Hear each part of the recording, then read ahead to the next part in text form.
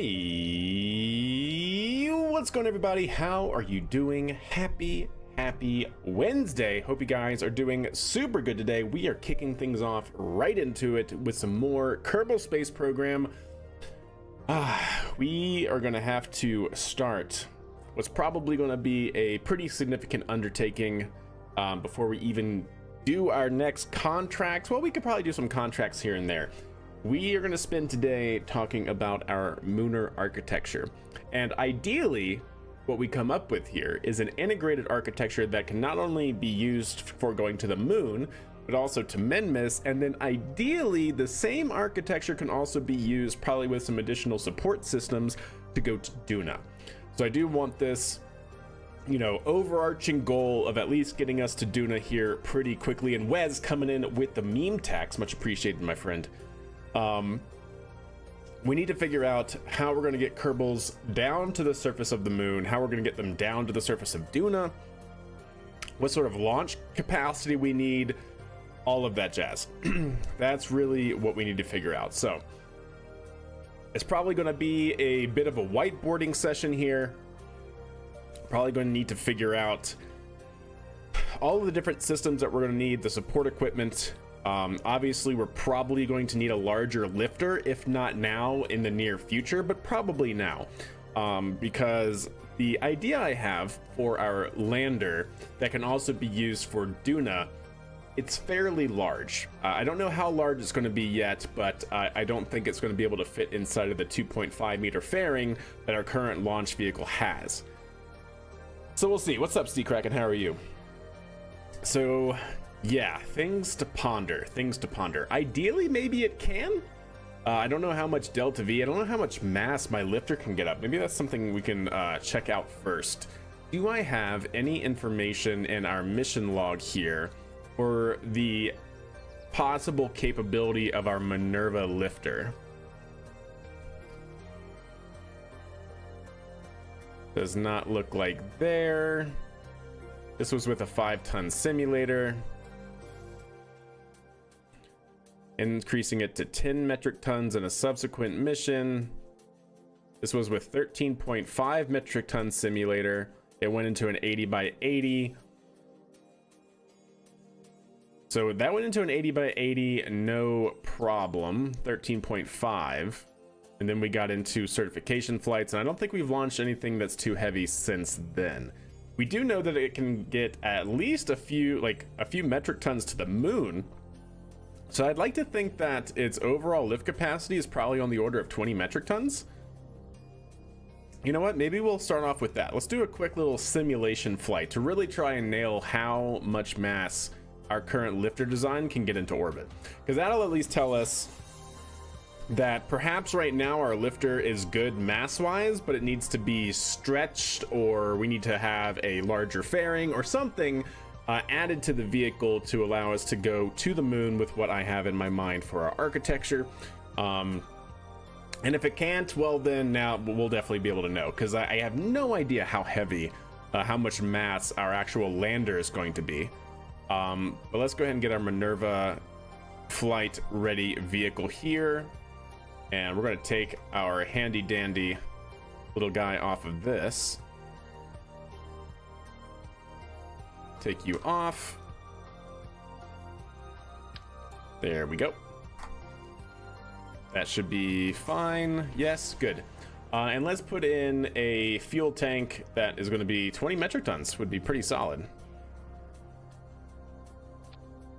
Yeah, so that's the 3.75 meter tank, right? Hey, what's up, Andy? How are you? The question is, should we include a Centaur on the Saturn 1B? Who knows? So we'll need something like a Saturn 1B. I feel like we kind of already have that with this vehicle in terms of mass. But yeah, something we might have to make it wider, either that or try and figure out how an extended fairing can go into this. Like if we have a larger fairing encapsulation, maybe that could do it. I definitely don't think my lander idea is going to fit inside of this cargo bay, but we'll see. You made an MK3 vertical launch shuttle that works. How do you make a reusable fuel tank? Well, I guess the same way you make anything reusable. You got to kind of like put wings or parachutes on it, right? It's got to survive re-entry. Okay, so let's go ahead and put a pretty large tank here. I want to see just how this is 18 metric tons. 18 metric tons. And that just barely fits. Okay, so that's 18 metric tons. And then that was a 2.5 meter. Let's get the 1.8.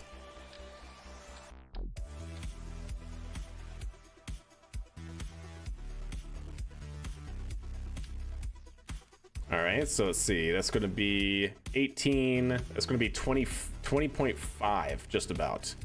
Is Ferrum Aerospace any good? I don't know. I've never used it. I can only imagine, yes. It is apparently pretty realistic in terms of aerodynamics, or at least much more realistic.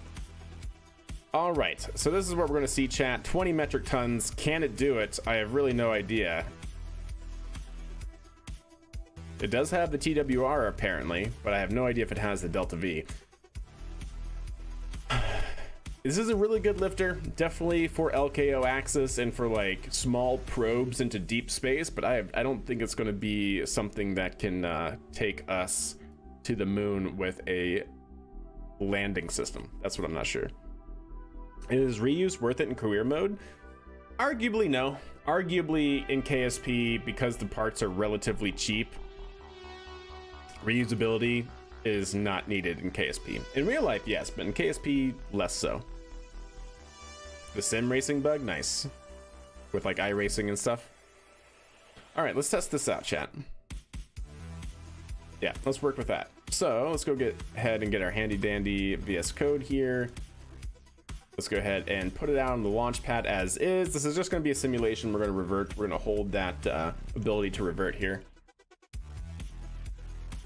So I really want to nail down just how much mass we can take into orbit. What about something like a Titan 3? I definitely want to avoid solid rocket motors. Why? Because typically speaking, using solid rocket motors is not something a commercial company does. Like, building solid rocket motors is heavily regulated. There's pretty much only like 2 major prime companies that even build them. One of them is Northrop Grumman. The other one is, I think, Lockheed, and even Lockheed outsources some of their solid rocket motor production to Northrop Grumman.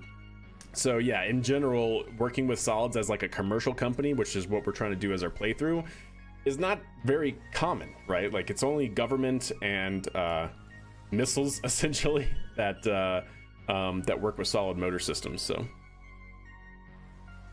Falcon Heavy side booster, we could do something like that, but I don't think we're going to be limited on lift capacity so much as we're going to be limited in our volume. So we'll have to see. But anyways, let's go ahead and get this simple test done for our Minerva vehicle. I'm going to try probably with 20 metric tons to put us into a fairly shallow orbit. So let's aim for something like 90 kilometers.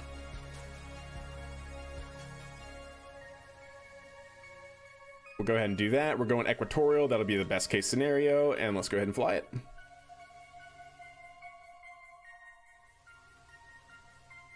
And before you get paying your taxes, I appreciate it. 10 seconds to launch. So a couple things here. I, of course, want to see if we can even take off. We should have the TWR. But I also want to see just how well this thing performs.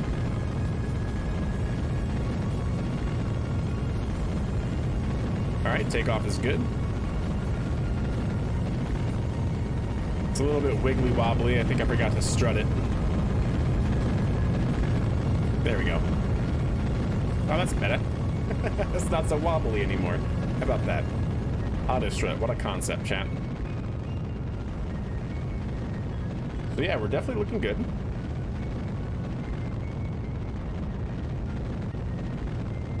But I'm really not certain with where our current Delta V is in this stage. I don't think we're gonna have enough to get our second stage to a point where it can boost this 20 metric tons into orbit. And by the way, we're testing it with 20.5, right? 20.5 metric tons. So like I said, I think originally I was thinking that like 18 metric tons might be its absolute maximum. And we're going a little bit beyond that for this test.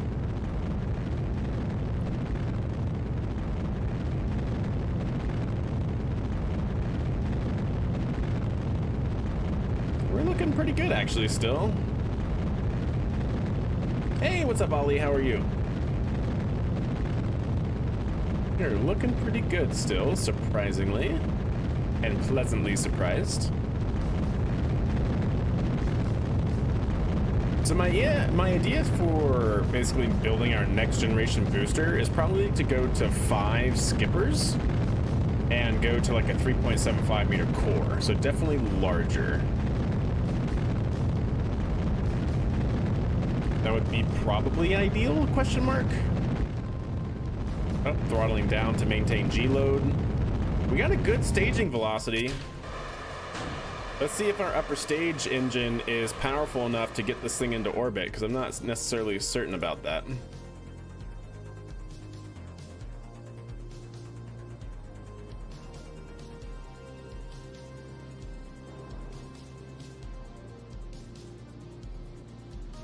It is definitely trying. It's got a long way to go though.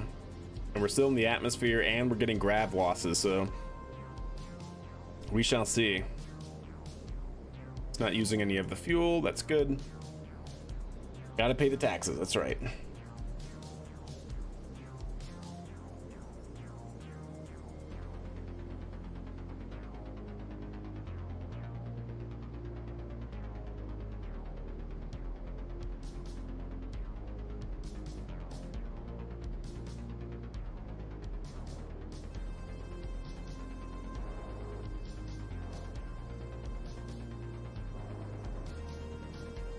There we go.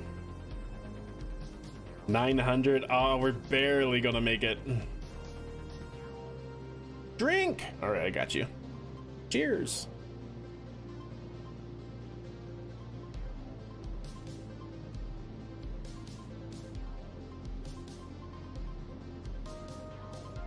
So yeah, not doing bad, but also not doing great.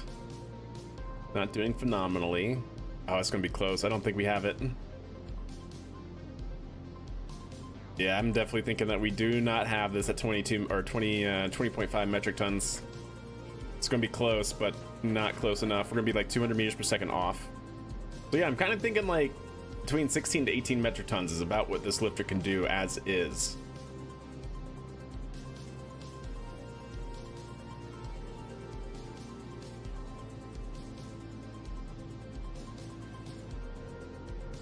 How much Delta V would you need for a moon landing and return? I think you need roughly 600 to take off and probably around 800 to get back.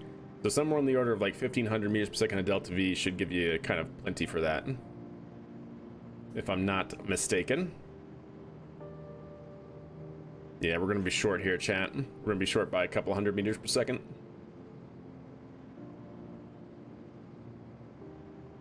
So yeah, all of that to say exactly what I already knew is that we are going to need a bigger lifter.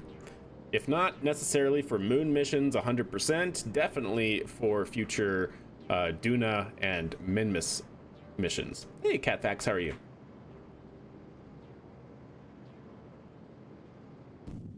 There we go.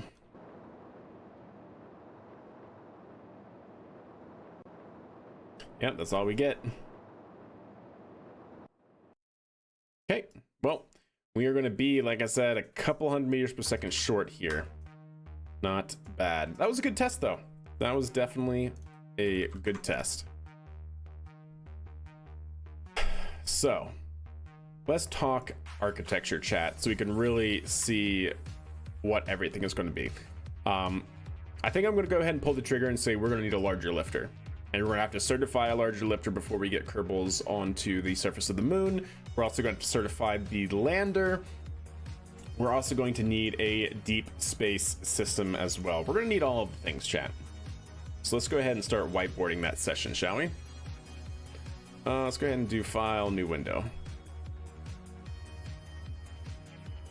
Why is it pitching up and down so frequently? And are those called oscillations? Yeah, that would be oscillations. It's because the PID controller is trying to track 90 kilometers circular for our apoapsis, and we keep going plus or minus a few kilometers, and so it's basically compensating for that, pitching down when we go over and pitching up when it goes over.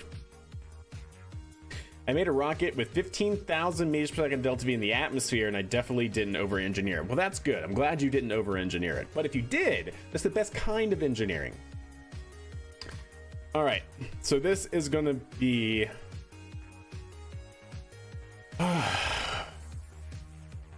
yeah, this is gonna be quite... oh goodness, chat. This is gonna be quite the architecture, I think. So, what do we actually even want to call this? So we already have Artemis, maybe, what's the Selene?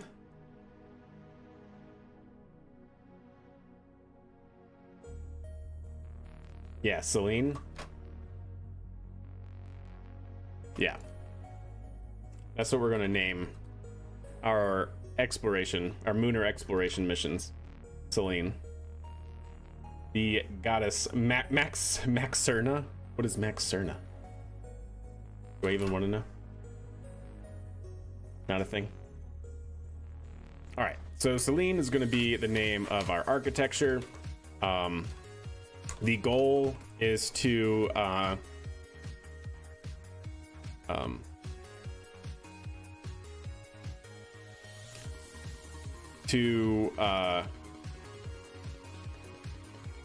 what do you call that? Man, I'm so blanking right now, chat. To establish, that's the word I'm looking for. To establish Kerbals as a multi-celestial body civilization.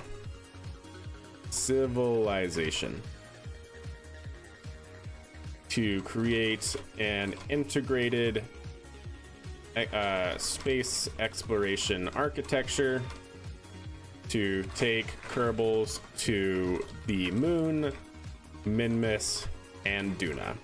Ideally more than that, but we'll have to see, chat. We'll have to see. I appreciate that, Ali. I'm glad you enjoy it. Was thinking for the new Lifta, Minerva and Maxerva. I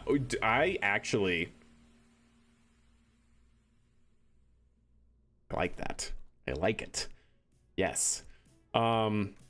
So Selene systems. Obviously we are going to have Minerva 1. We are going to have our shuttle known as the KRV shuttle, and then Selene systems needed. One is going to be Maxerva 1, a super heavy lifter capable of, let's call it capable of 50 metric tons to LKO, or 20 metric tons to low lunar orbit.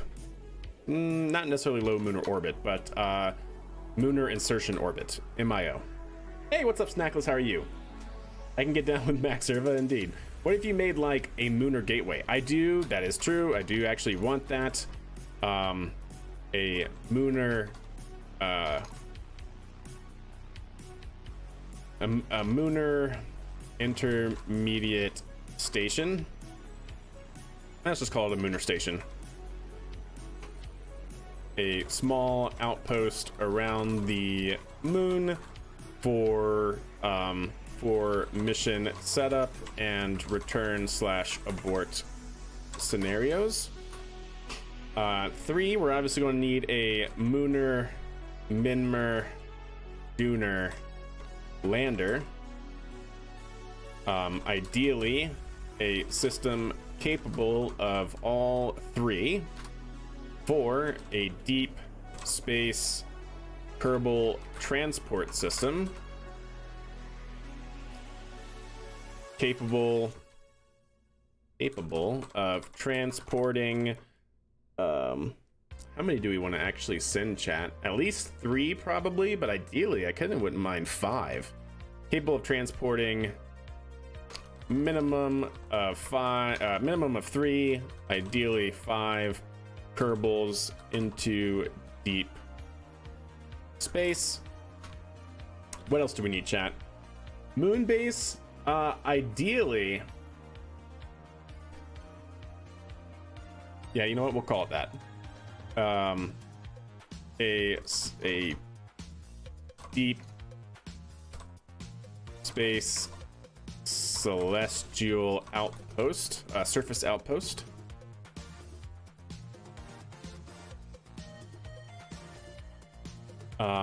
Ideally integrated into the lander system, capable of landing various pressure modules and payloads to the surface of celestial bodies. What else do we need? Hey, what's up, Captain Failure? How are you? I'm doing pretty good. And Jared, good to see you. Good to see you. I want to build a lunar gateway with my shuttle. That'd be pretty sick. Absolutely.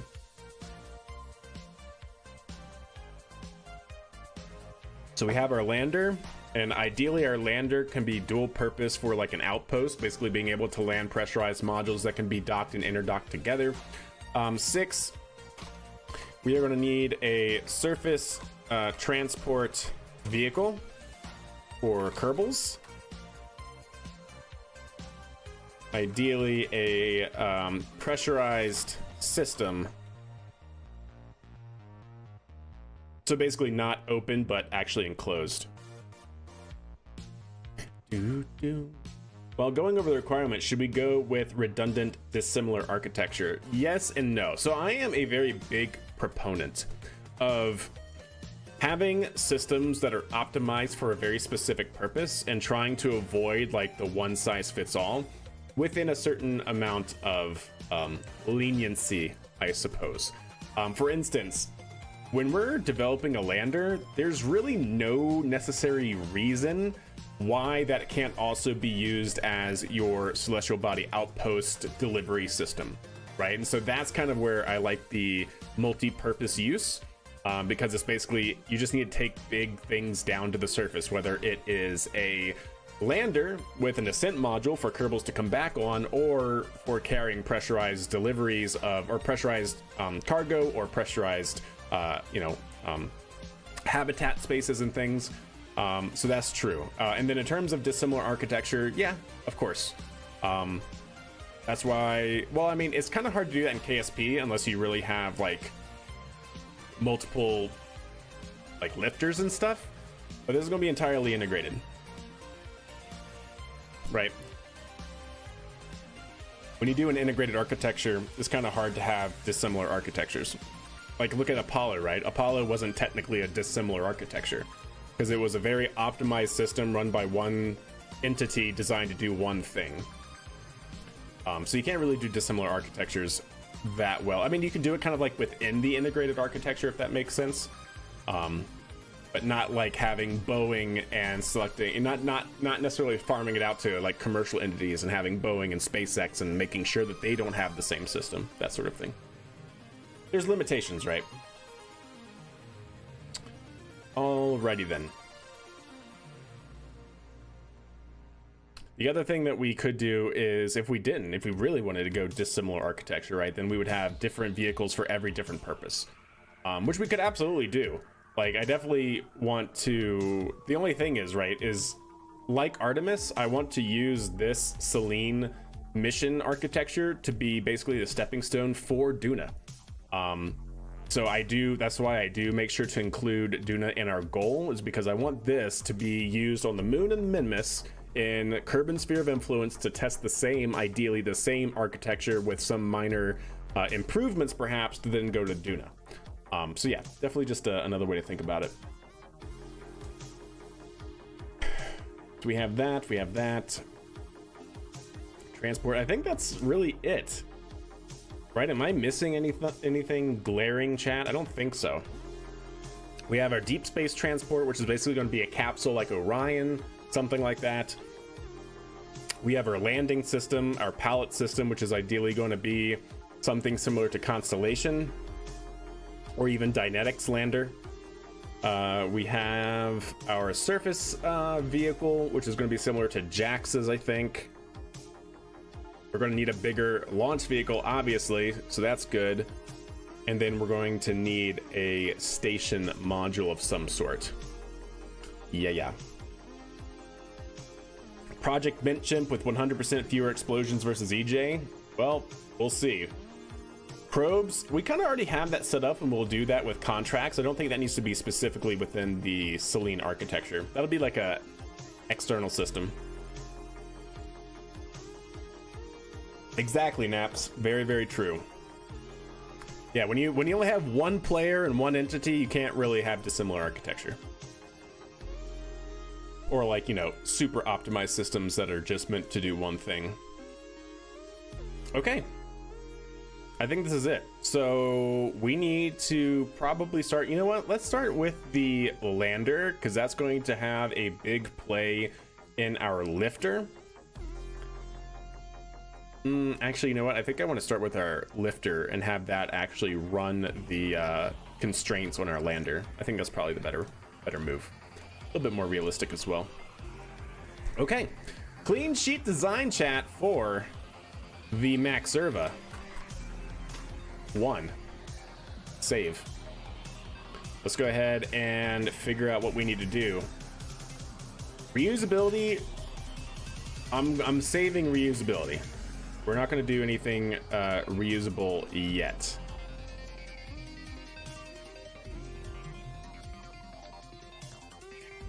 All right. 3.75 would be pretty ideal here, chat.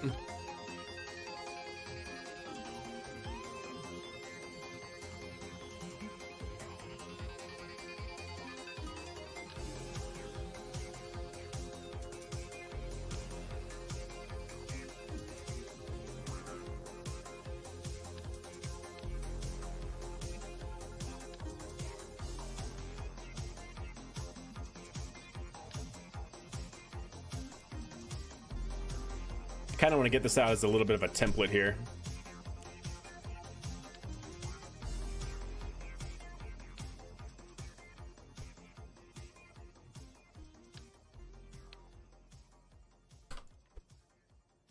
Just so we can kind of see where we lined everything up. Because I'm gonna, like I said, the whole idea of this is that we're a commercial company, right? And as most commercial companies do, if we iterate on a design, we do that. We iterate on an existing design.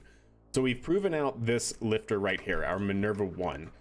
So we're not going to try to just develop a completely new launch vehicle that's completely dissimilar from the previous.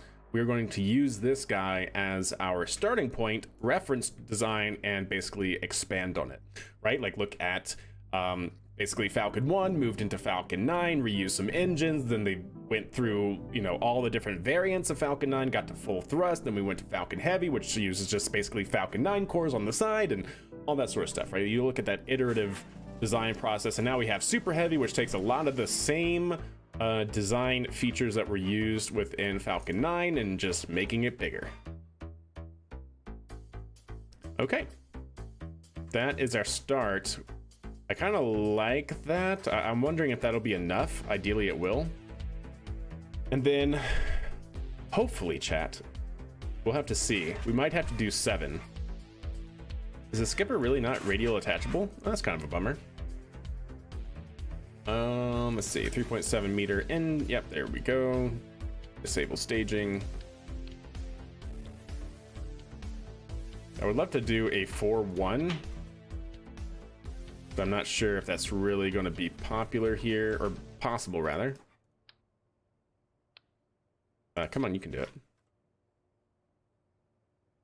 There we go.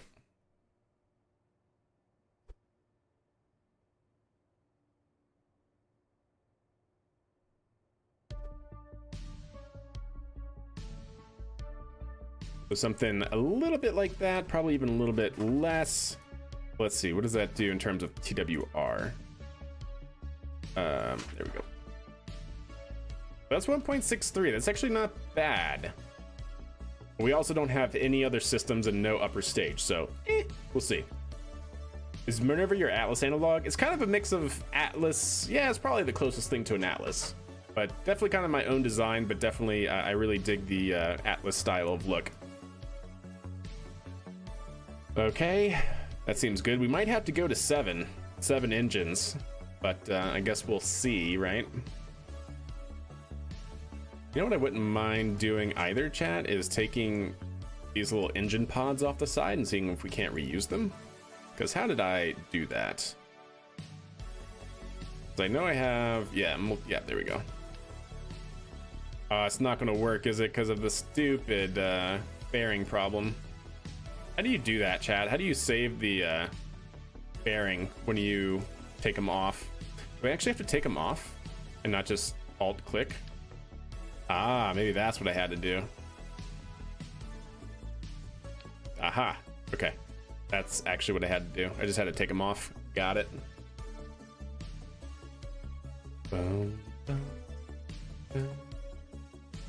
So in that case,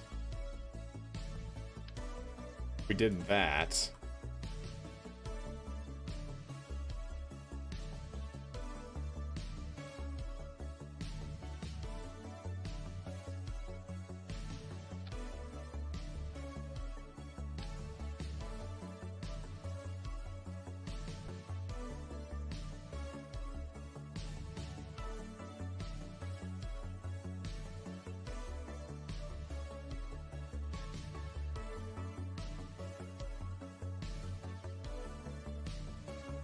Yeah, all right. I like it.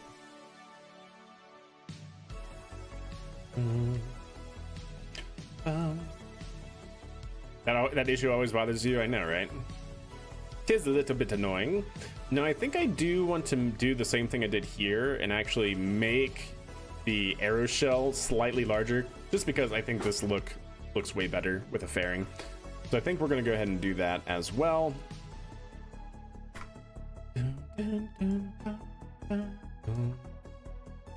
So how do I actually want to do that?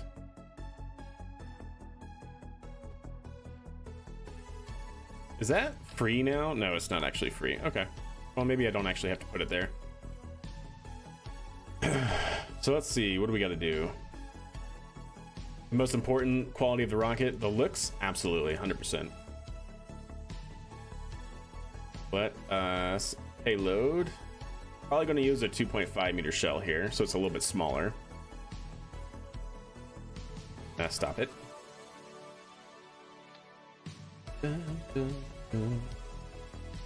All right, let's go ahead and start making some rulers here, or some guides. I think EJ calls them rulers.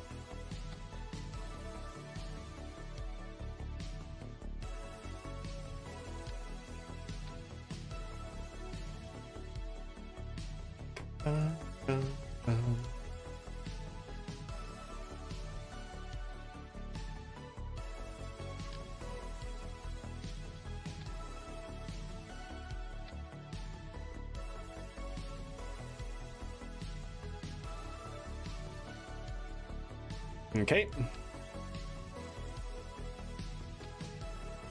So yeah, I want to use these to kind of figure out just how tall I am going to need our fairing to be. So I want it to be slightly bigger than the 3.75 meter.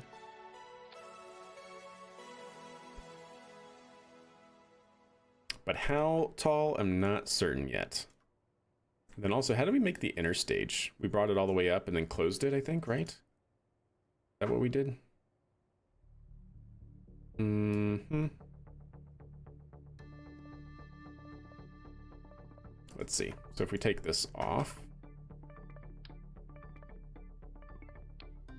Yes, that is exactly what we did. Okay, cool. Just wanted to make sure that we basically just left it open, essentially, right? And then our second stage, yeah. Good. Okay. Seems good. Let's get to this. So how tall do we want it?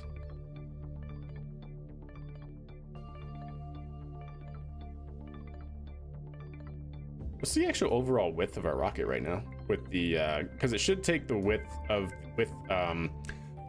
the rocket with respect to how the engine nacelles are right now. Those engine structures, so it'll be slightly wider than the rocket already. So I'm wondering how wide is it? 5.8. It's a 5.8 meter body as of right now. That's actually, I like that. 5.8. I'm pretty happy with that. So let's try and line it up this line specifically with the nacelles, and that actually would blend really, really well too. It also gives us room to, if we actually have to, go to 7 engines if we need the thrust performance. So let's go ahead and make that work. So yeah, well, it's actually counting this, right? This is, so let me actually bring it down. Bring this down. Now what does it say? 5.8? Is it really? Okay. 5.8 it was. So we want this to be essentially right there, roughly.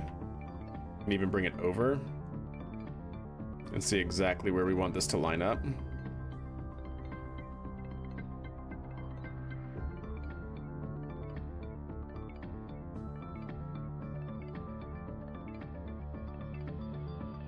Right about there. Okay. We'll move it back to the center point. Okay, cool. We need 7 engines potentially. Why don't we do something like direct? We could. I'm hoping we don't need 7 engines though. Kind of what I'm hoping.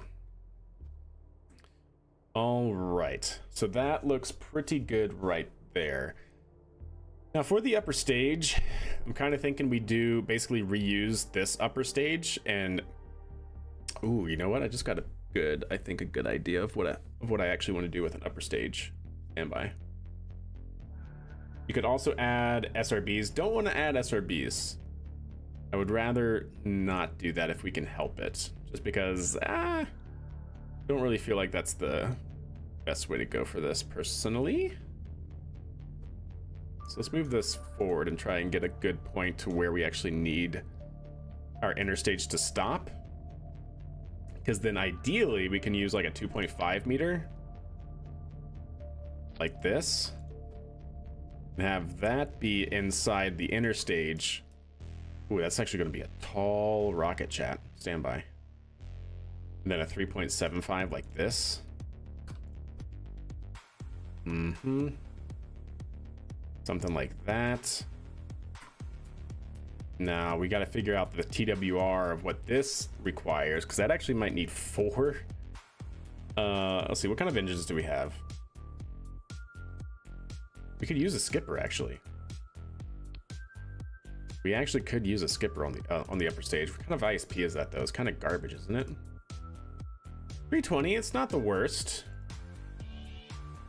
That's 330, that's definitely better. These are 350 though, but the TWR on these I think is really bad.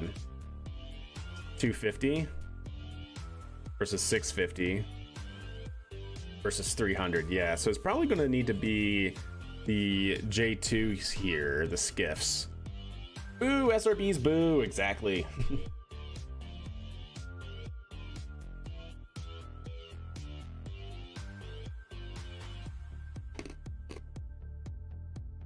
Yep, I'm good with that actually. Do these have a different, oh they do. Ah, they do. I forgot they had this skin. Not that it really matters, but. So it's gonna have to go all the way up to here, huh? Okay. Roughly speaking, depending on what engines we use. Because that'd be 330 seconds. We could maybe even go to 4. Like there's definitely room for things to do here. SRBX supremacy, yeah. Yeah. You hush over there. Okay. So with that, oh, you know what I should have done, chat? I'm so silly. Stand by. I actually really should have put this on here. Yeah.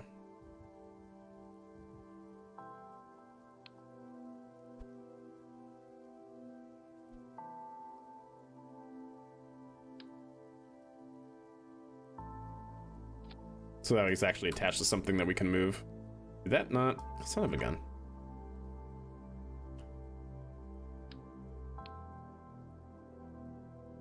It was too far to reattach. My bad.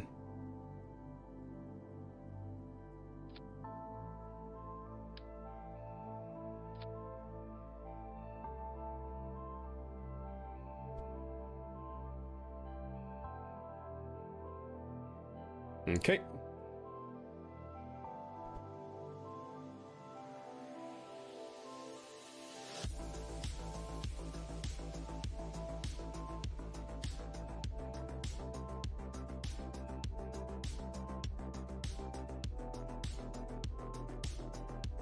Okay, there we go. So 6.4 there. And that says 5.8. Okay. That says 5.8 there? From here? It still says 5.8. How is that still 5.8? I just moved it. Whatever. Whatever, chat. We're just gonna rough eyeball it.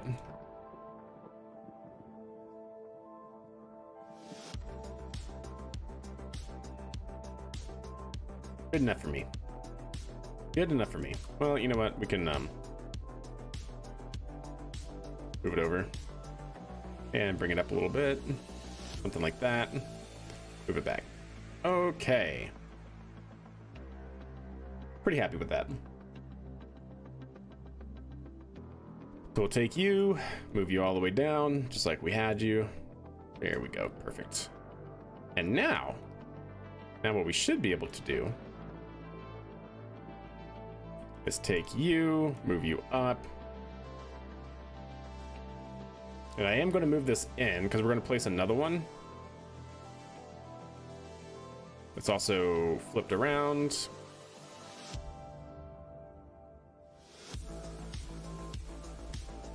Stand by.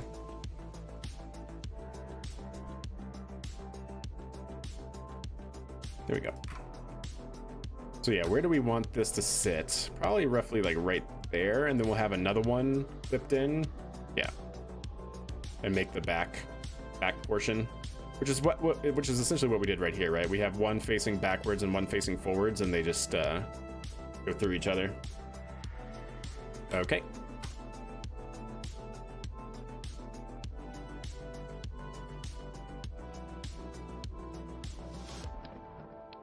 Okay, cool.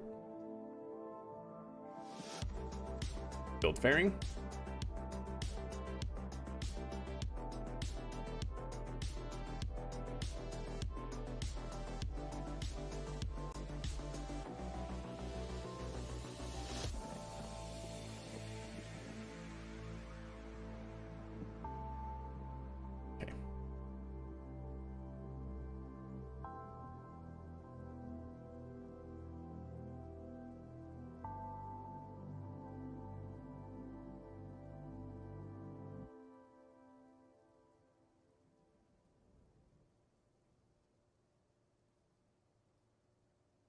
Something like that. Okay. Great. Now let's actually take another one.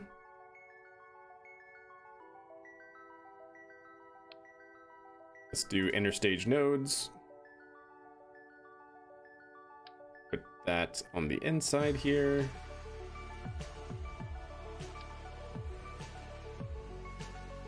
Turn off the truss structures. Actually, you know what? We can turn them on.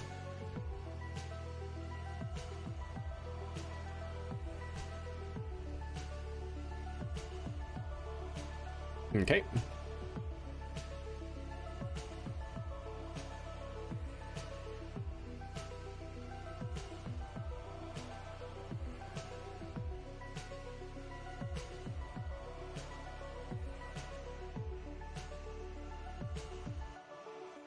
Affect aerodynamics? It will. It most certainly will, but hopefully actually for the better.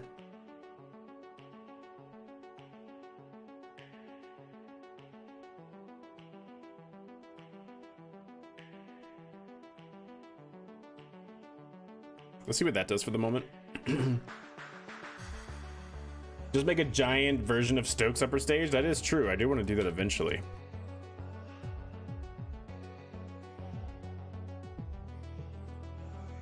I really don't like these bearings. They never make it flush. I could probably hide that with flags though, which might be okay. Yeah, okay.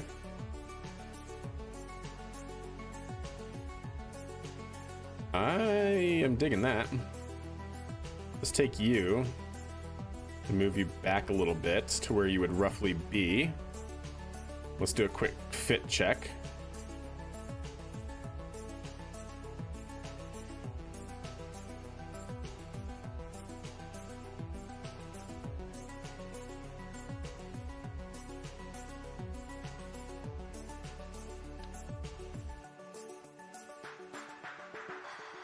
Okay. Stand by. I could actually make that a bit longer, or I can move it back, actually, either way. All right. We're getting there, chat. We're getting there for the back.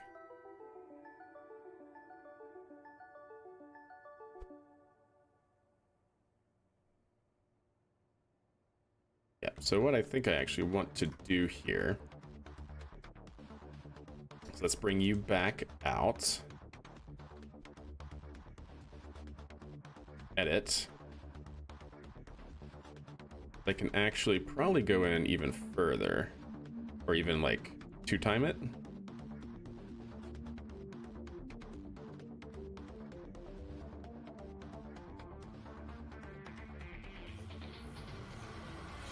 Why does that look so weird?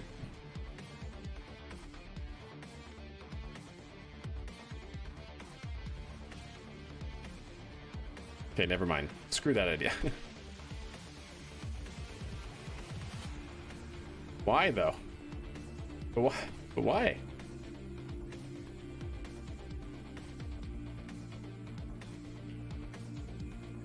Maybe something like that? I just want to see what that looks like.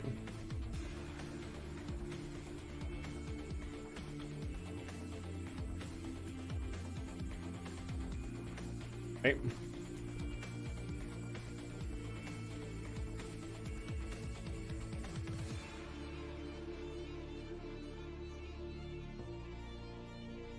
Oh no, that actually, yep, that's actually exactly what I want. Okay, perfect. Because now this should be able to go in the inside here.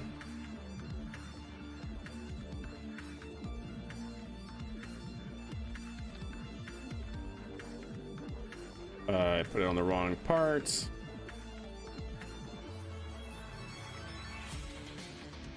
Really? Wait, what is it actually attached to? Stand by. I want to turn interstage truss or interstage nodes off. Let's reattach. There we go. I think that did it.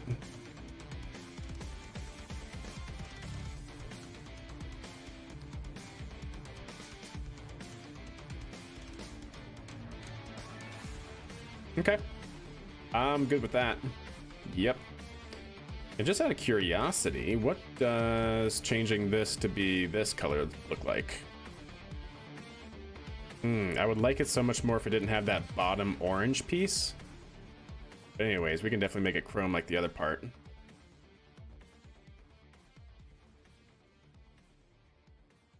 Oh, that's actually not all that bad either. You can kind of see it through it, which is not great.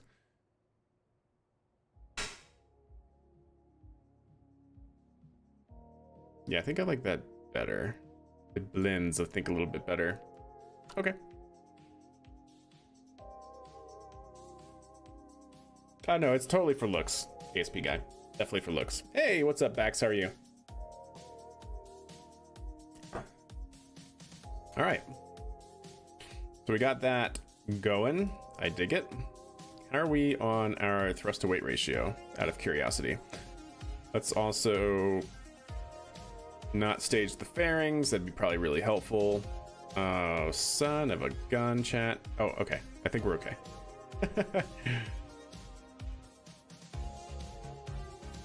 Yeah, I think we're okay. I thought I ruined it. Fairing staged. There we go. So we're 1.36, not ideal. So we might just have to go the next size. Meaning 7 engines.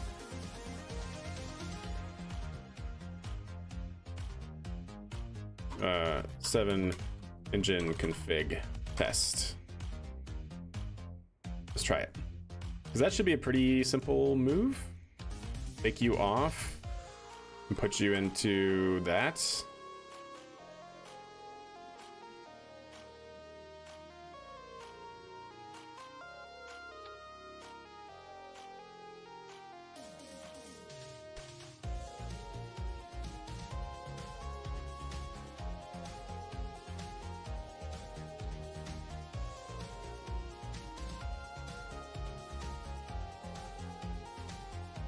I am certainly not against it.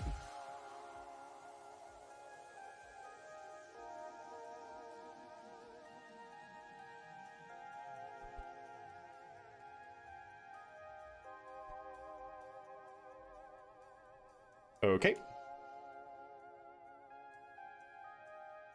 Yeah, I'm really honestly not against that. Yeah, I think that's fine. The other thing we can do is actually change these as well to be silver. There we go. Chrome. Everything is chrome in the future. What's up, Element? How are you?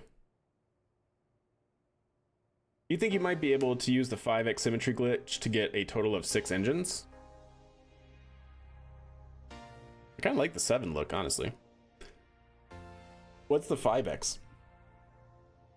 I mean, we just had 5. Well, you said to do 5x for 6. I'm not sure what that what you're referring to there. I don't know how to do that. Okay, that I think looks fine, because then we can come into here like this. Actually, not like that. Not like that at all, chat. What are you doing?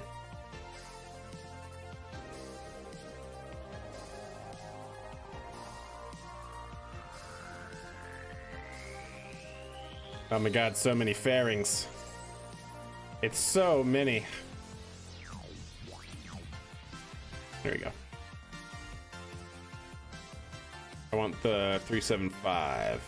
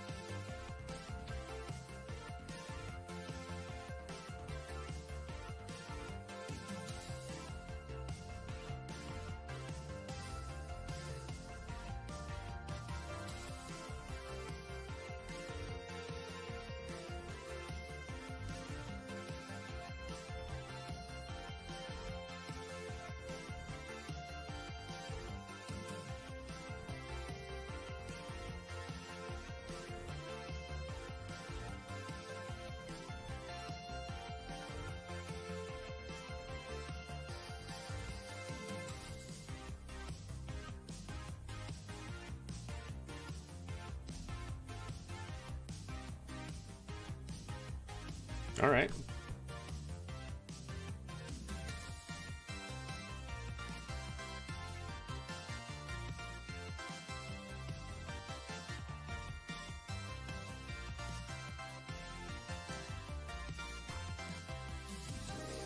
There we go. Cover up that scene. Red means it goes fast. Yeah, exactly. 100%. You place 6 parts and remove 1 from symmetry, then just put one of the parts you want to attach on one of the remaining 5 parts. Oh, I see what you're saying. Yeah, I gotcha. And that gives you all of that into proper. We're gonna keep that. I think 7 engine config is pretty good. Alrighty then. So that is looking pretty solid. So now we gotta do the upper stage.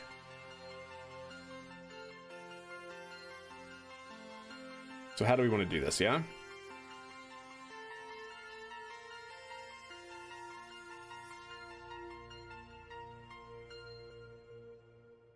There we go. The max serva. So let's call this again the max serva I. Save, overwrite. Cool. F. Read. I'm good on my end. What's up, Elb? How are you? Dropping a couple frames? Are you? This time OBS did not crash, so we're good here. We're back. Gotcha. Interesting. Let's see, what does Twitch say here? No, Twitch doesn't say I dropped anything on Twitch side either. I don't know. How odd. How odd. All good. No issues on YouTube side? All right, cool. So it's just Twitch, I guess, being twitchy. All right, chat. So it's been the first hour of stream. So on Twitch's side, as you guys know, I do run manual ads to get rid of all of the pre-roll ads, as well as the mid-stream ads that Twitch injects. So I'm not going to be doing anything. I'm just going to start kind of feeling out engines and styles for upper stages. You're not going to miss anything, and we will be right back, Twitch.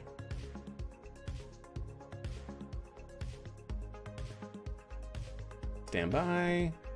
There we go. Okay. So yeah, let's think about how we want to do this. So for an upper stage, I've been kind of thinking about doing kind of like a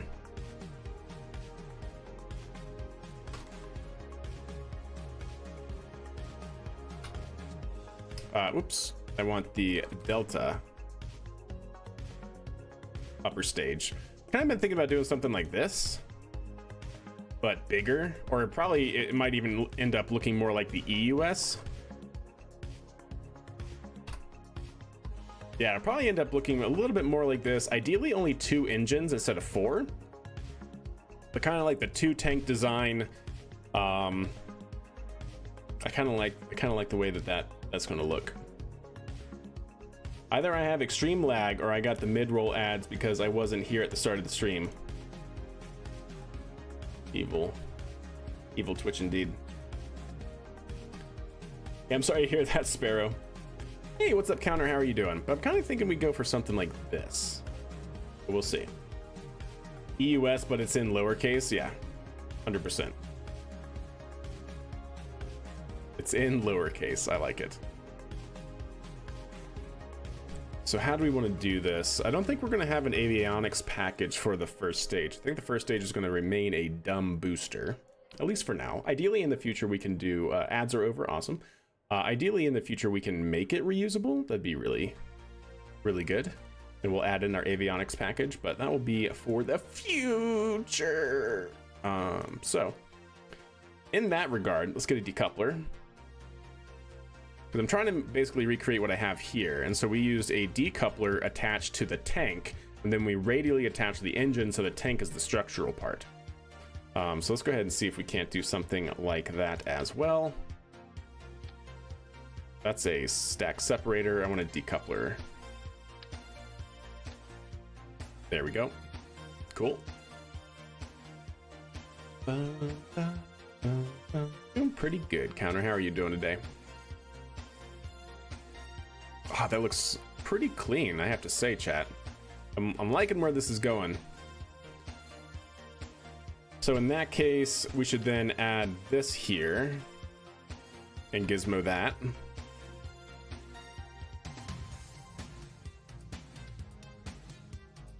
Yep.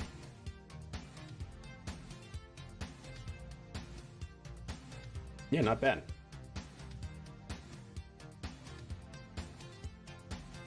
You made an EUS from an SLS Orion build, and it's one of my favorite vehicles. EUS is pretty slick, definitely.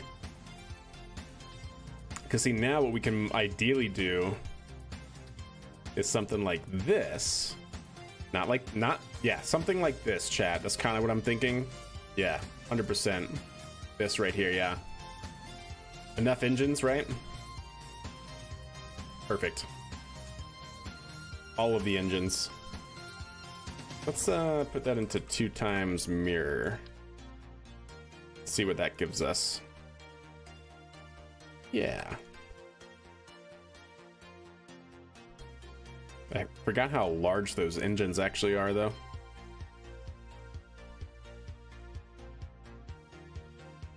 Like, those are some hefty engines, chat. Goodness. So I'm gonna need that inner stage to go up even further. Go ahead and save it in case something bad happens. Let's go ahead and edit. Wait, can I really not edit? I can only delete? Standby. What? Why? Oh, remove the flags. How silly. Fine, I will do that. Goodness.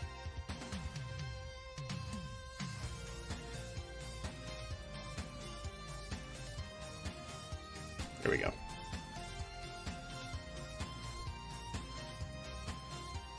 I should have locked that in place so I don't have to keep clicking it.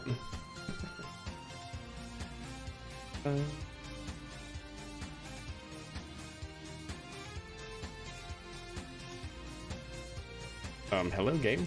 Can I click that, please?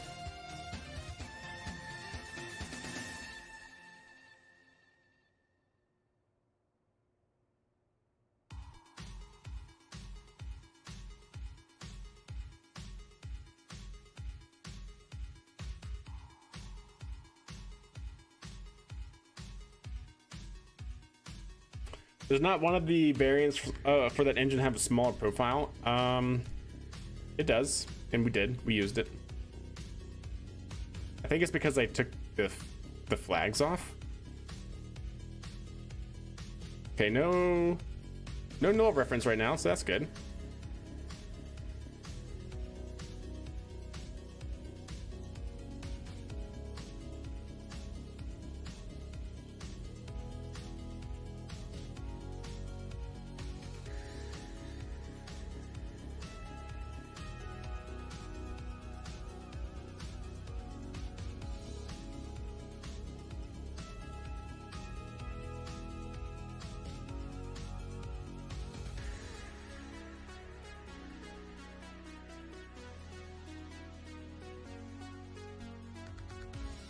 Okay, something like that. Saturn Nova. Yep. Pretty big vehicle. Okay.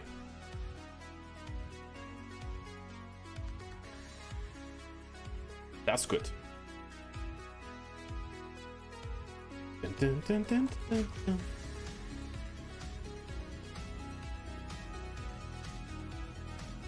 Trying to find a reference for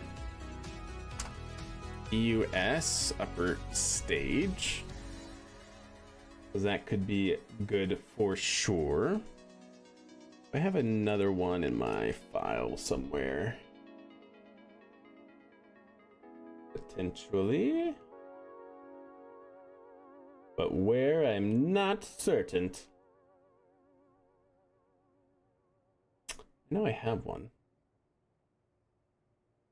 It might not be necessary.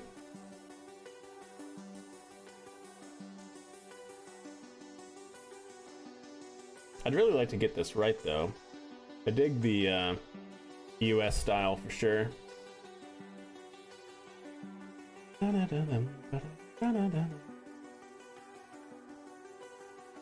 Not seeing it.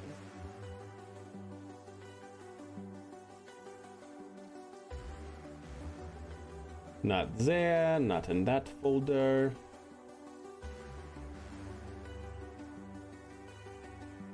Nope. Does not exist. I've lost my references.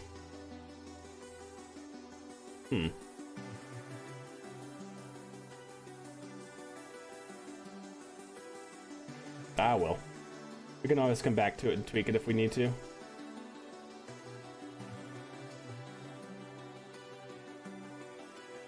Yep, no worries. Alright. So let's get something like this. This is what I'm kind of looking for here. Yes, good. So let's actually take you and gizmo you out so I can work on you a little bit better. I'm kind of thinking about doing a lot of fairings here.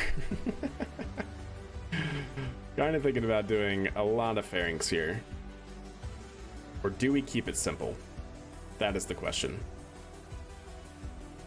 It's actually not a bad look. Or we even could go that. Or does this one have it? We actually could just keep that. Simplicity is often the best, in my opinion. Simplicity is often the best. Hey, what's up, Obama? What's up, Obama? How are you doing? Hope you're doing well.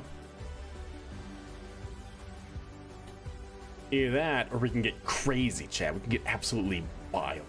Okay.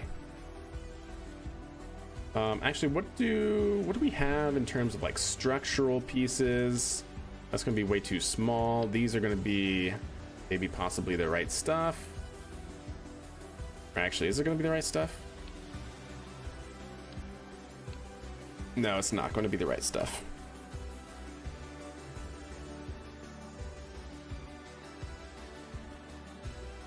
How to do it, chat. That's not going to be what I want. Won't need sleekness. That's true. That's true. Definitely won't. But you know, what are you talking about? It's for the good looks, man.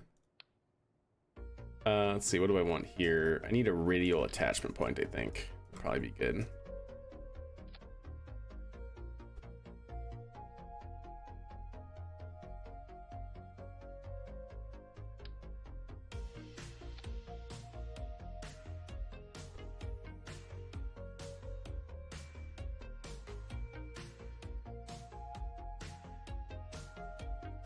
Doesn't look right.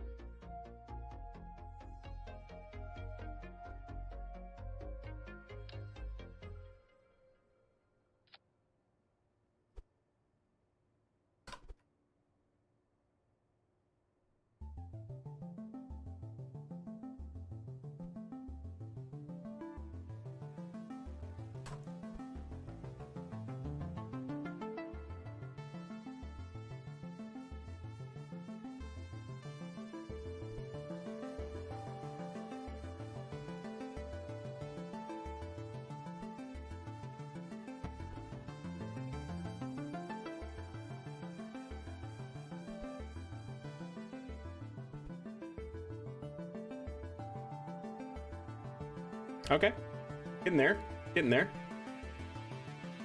Thanks, Counter. I just had to save one of my satellites from disconnecting. That, yep, that is definitely a rough one when that occurs. I really do wish these were a tad bit, I mean just a tad bit smaller, chat. Would be really clutch.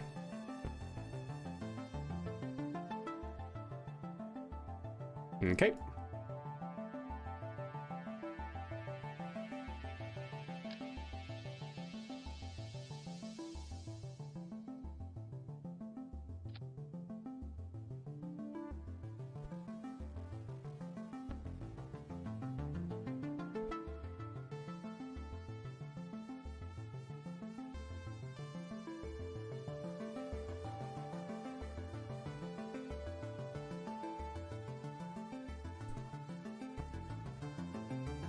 Is it a structural part or a coupler?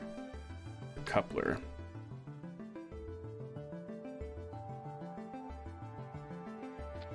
Ah, it's too small, isn't it?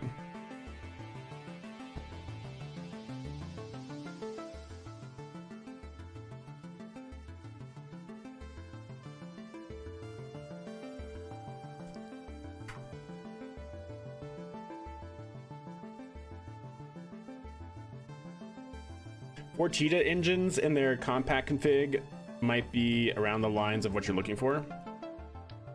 Let's try it out. Do I have those engines? I do have those engines.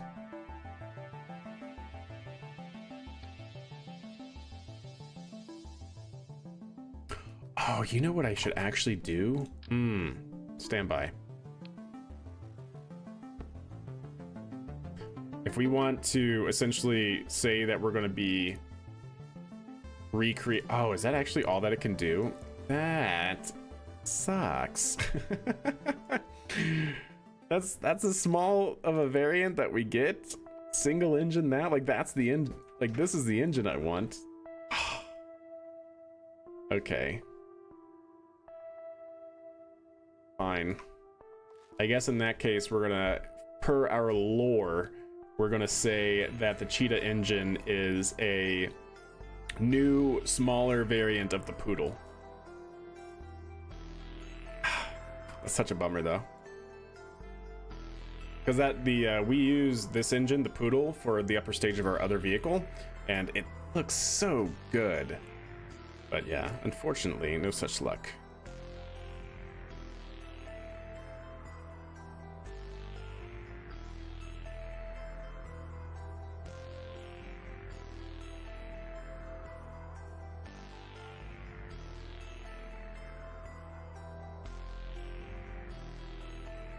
Any good space exploration books? Like, what kind of space exploration?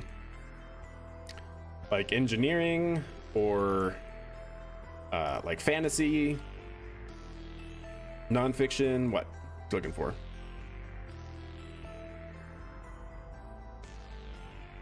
How are those engines actually connected on the EUS?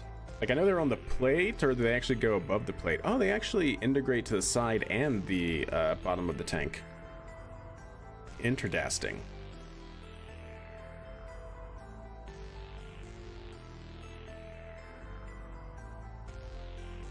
They actually integrate to the side. Huh. Okay. But then this actually may not even be needed, and these actually might need to be brought in. So that way this can go to the outside edge, roughly, like that. Can these go in one tick without being bad? That's about the limit right there.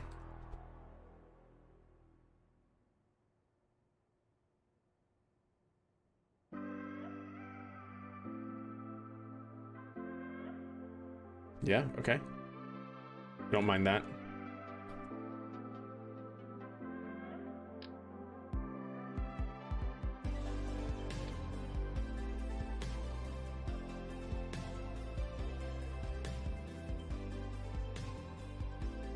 Okay.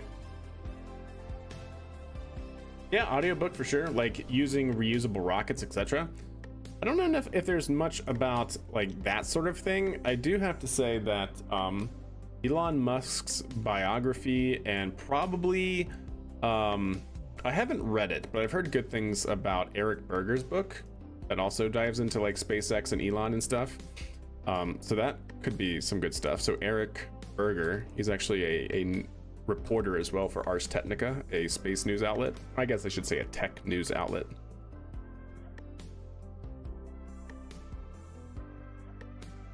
Do we have better? I don't think we do. Not for this scale, which is probably fine, but.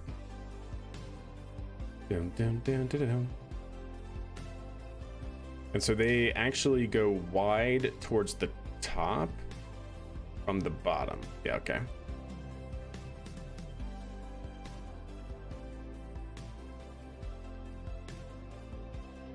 Let's go 10 degrees.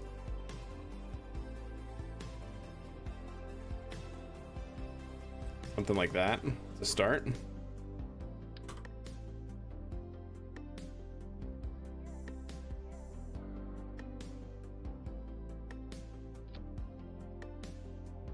Is a moon gateway worth doing? Depends on what you mean by worth. If you're kind of making your own rules and that's something that you want to do as a goal, then yeah. But if you're just talking about like you don't have a contract for it or anything in game, then I guess technically no. I think there are contracts in the game that ask you for it, so.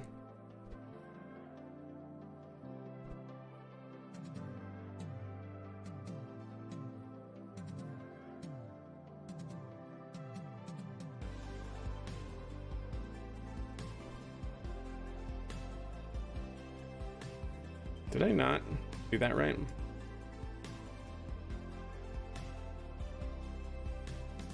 Ah, that's why.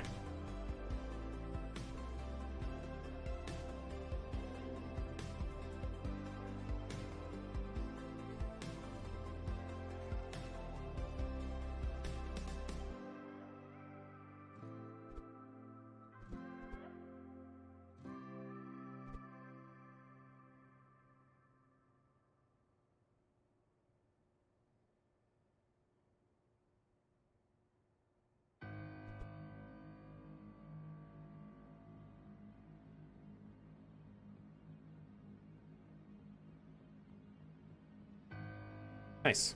I think that could be pretty good.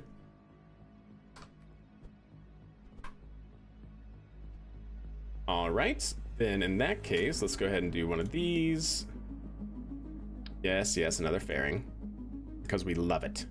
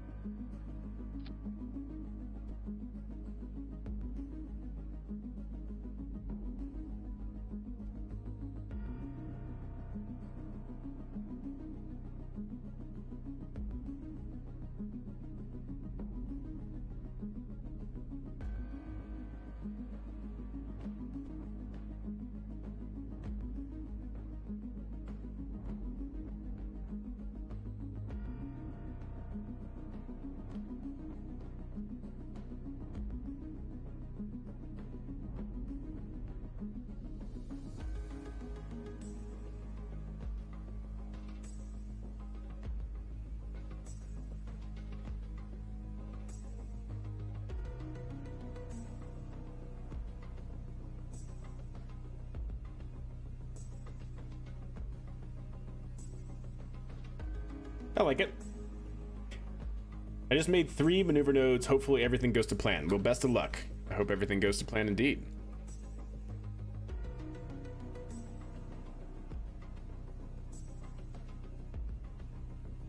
Sweet. That looks pretty good. That's looking good. Might even actually want to bring this one in a little bit. Small hair. Yeah.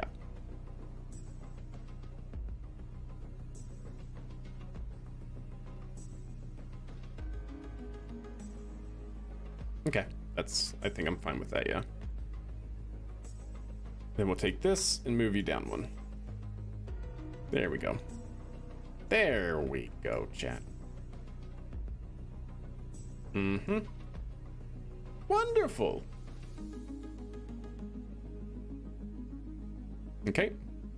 And then from there, we need some RCS.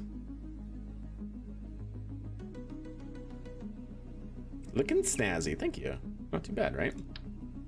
Oh my lord, how big are these tanks? Like, we look at these, we look at this, and they're clearly those style of tanks, but no, this thing is, like, the scale is off. Let's do maybe 3. Do 2 in mirror if we can, up here.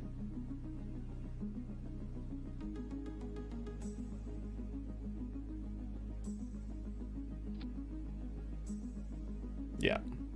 2 in mirror. We can even move it down 1 tick so it's not doing anything there. Good. And then we'll place 1 at the bottom.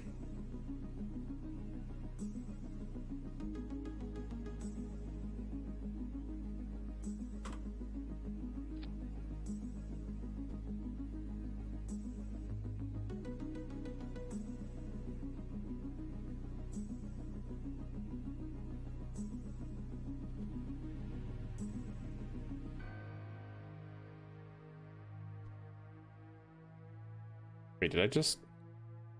Oh.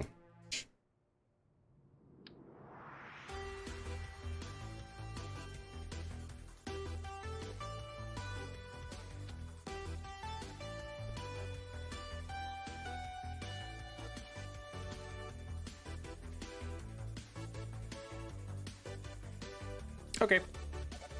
I like it. Mystery goo? Yeah, that's true. Bum, bum, ba-dum.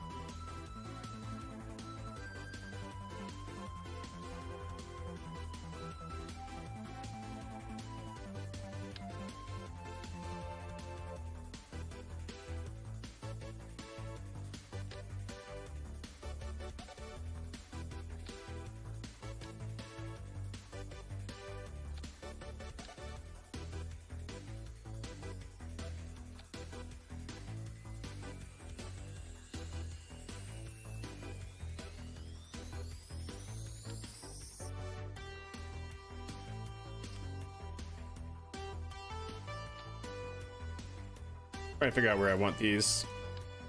Like, what else can we put down here, right? Guess it doesn't really have to be anything. A wheel stand? Yeah, probably.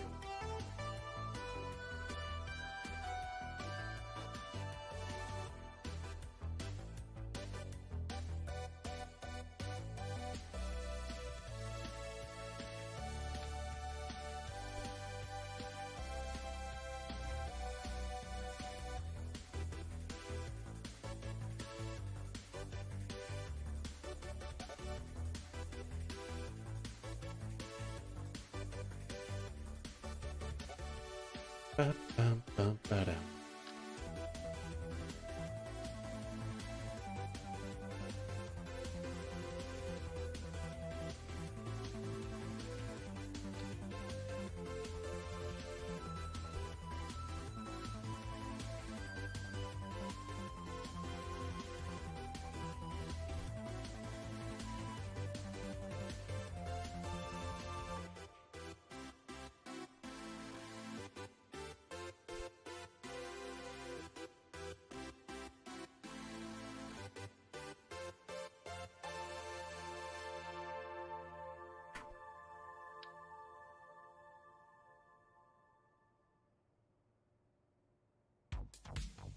Guess there's not really any way I'm going to do that. That's fine.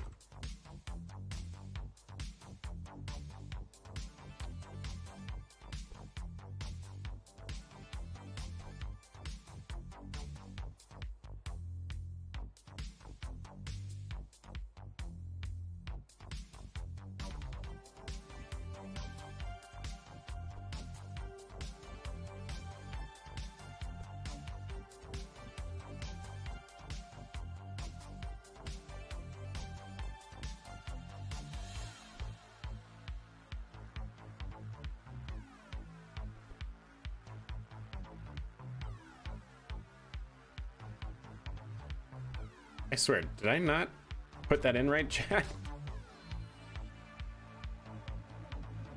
So it should be here like so, and then this one should be 15 degrees. Is that right?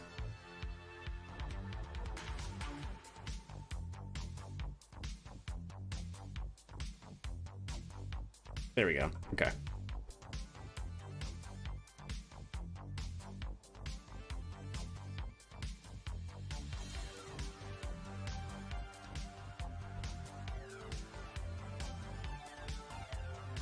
Why is this so difficult? Let's get our center point. Okay, so that's our center point. So this never moved off of center point. So one tick down from center point, one tick down from center point. Rotation 15, rotation 15. Good. In one, out one, in one, out one. There we go. Finally. Good grief.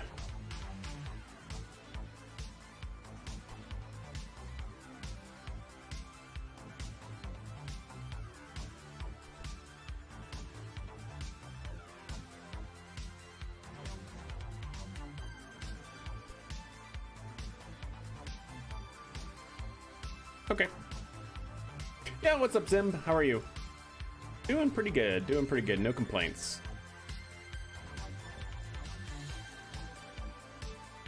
We are probably going to need a very small amount of our SAS. That's the 0.1. We want the 1.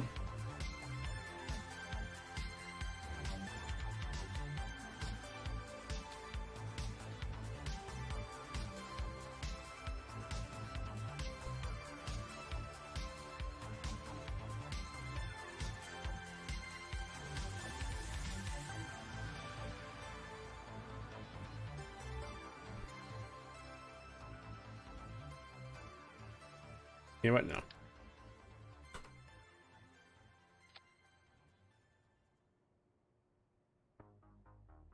Yeah, that one.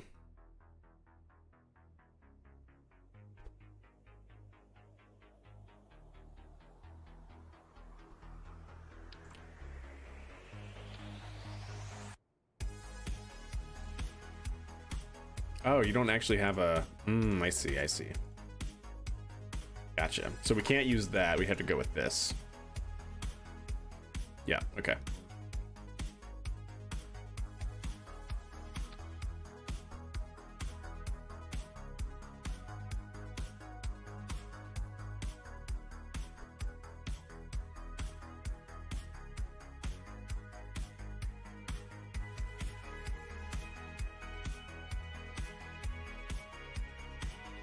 Okay. Angled out 15 degrees.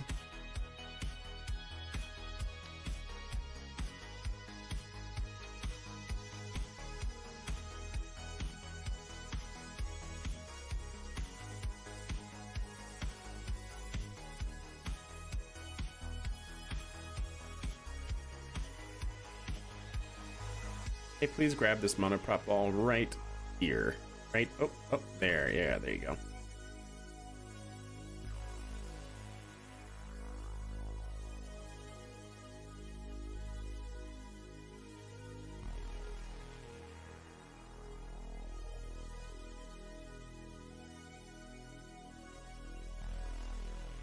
There we go. I can dig that. I can dig that.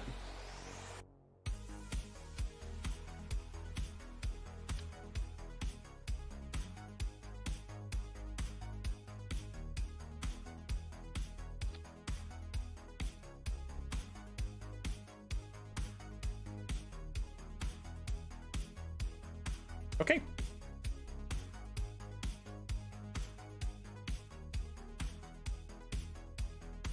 Yep, I think that should be pretty good.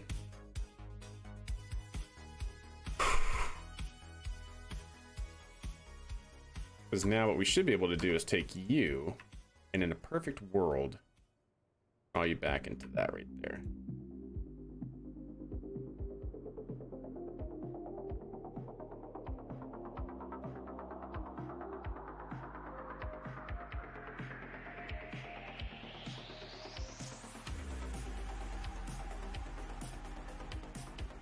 Okay.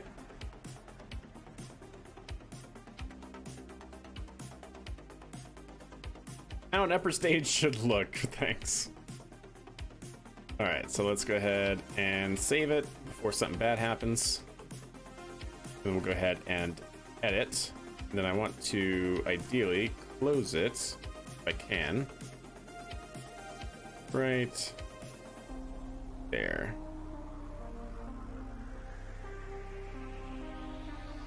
Oh, come on. Is it because it's fighting that fairing section?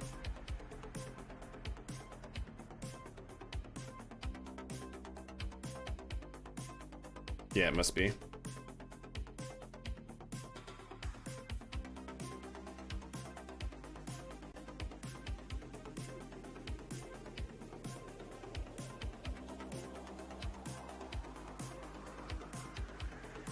There we go.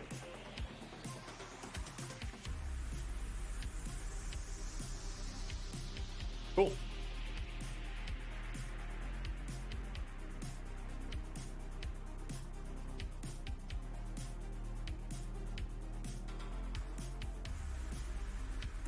What does the EUS payload adapter look like?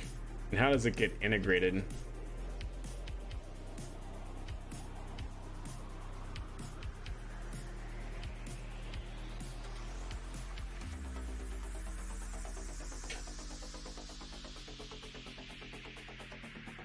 I guess it just fits over the tank towards the outer structure of the shell here. I guess that's what happens here.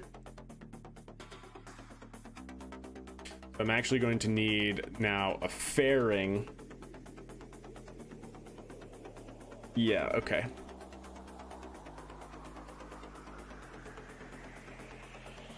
Another fairing, chat. How about it? Yes, another fairing. Wonderful. Yeah, the payload attachment fitting goes around to the outer tank wall. To like basically this skirt here, whatever you want to call it. Forward structure. Because then it displaces the load to the structure here, down into the structure here, and then into the payload adapter, or not the payload adapter, but the universal adapter fitting on the SLS. Right, if you look at the SLS diagram,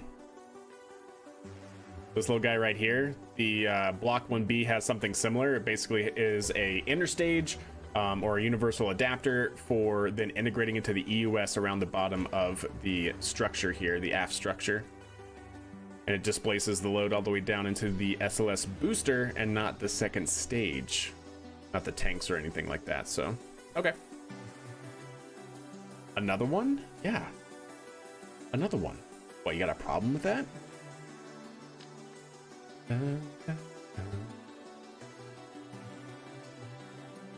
Now just where is that going to go?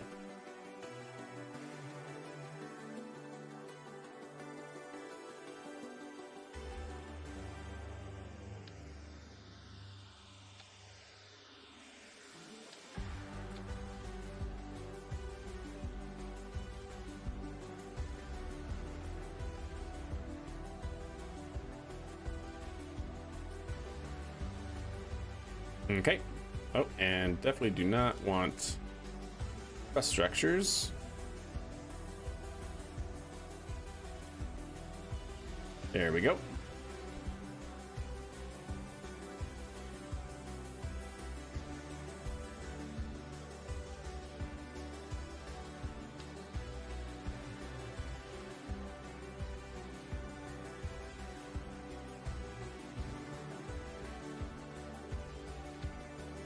Okay, cool. There we are.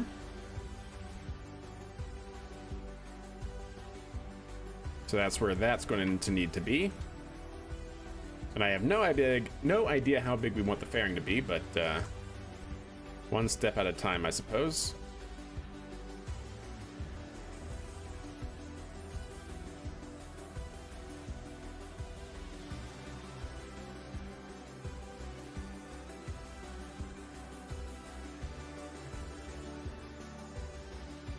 Oops.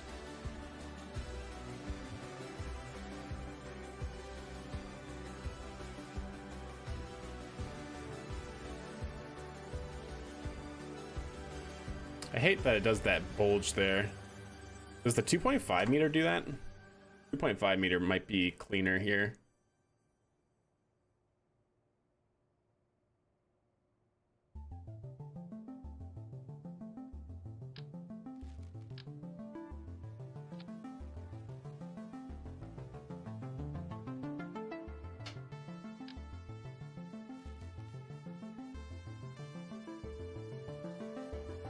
Okay.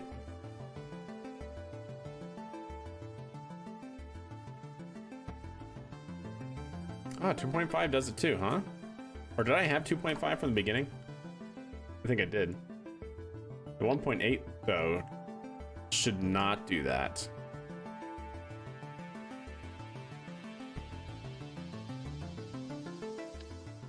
If I'm not mistaken, anyways.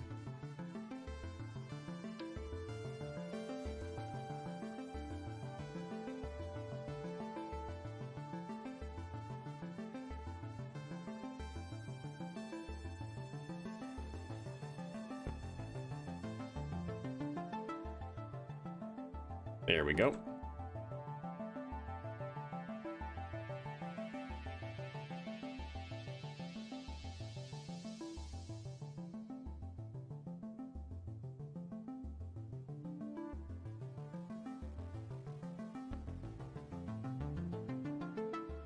Okay, I do like that.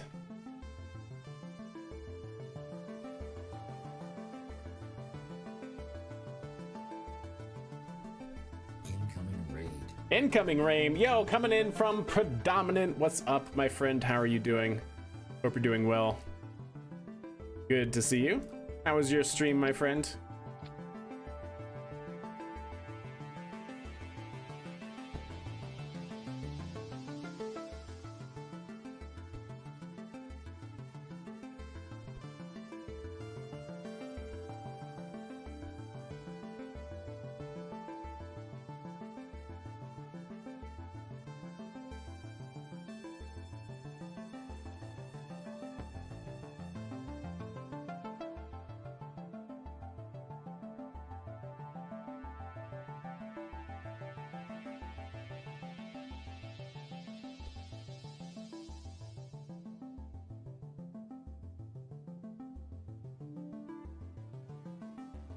Ooh, gosh, that's so close, but not quite it. I'm doing pretty good. Smashed down another quick hour of game dev. Heck yeah. Good stuff. Also, you know what? Just for the sake of testing here, how far back do I need all this to be?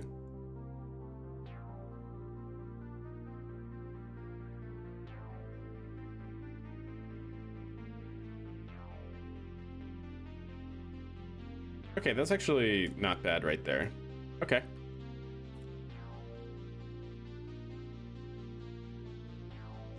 Okay, that's good then.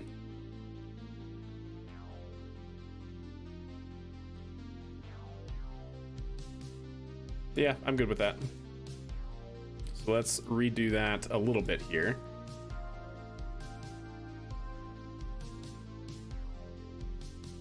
Edit fairing.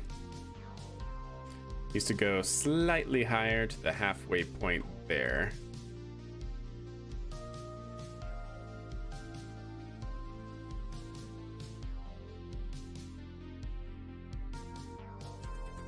Yeah, not quite it. Not quite it. That looks pretty darn close.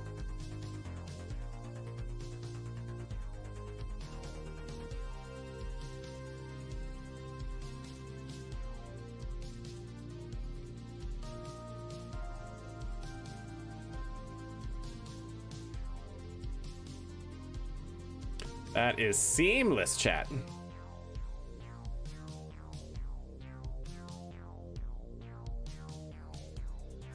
Yep, that's pretty solid.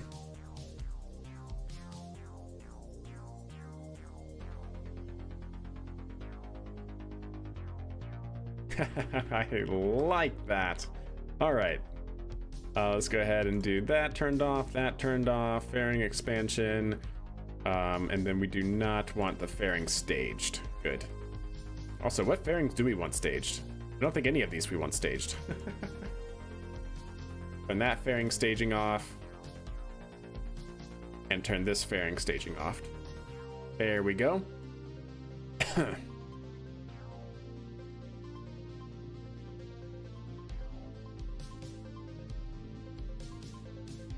Make it orange? Oh, interesting.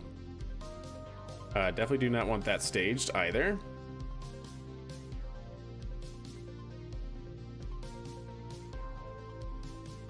Okay, there we go. Not bad. Let's make sure that this is enable crossfeed. Good. Okay. Okay. 2700 should be okay. 1.77 is pretty gnarly. That's actually pretty great. It is actually pretty stellar, if I do say so.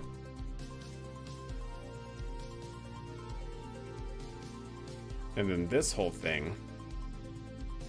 Yeah.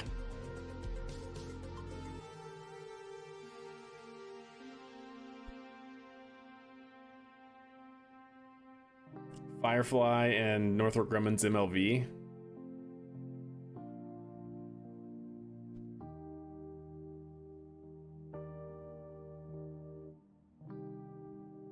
I am digging it. To say the least. To say the least, chat.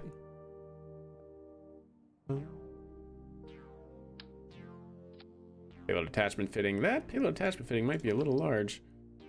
Actually. Like way too large, actually.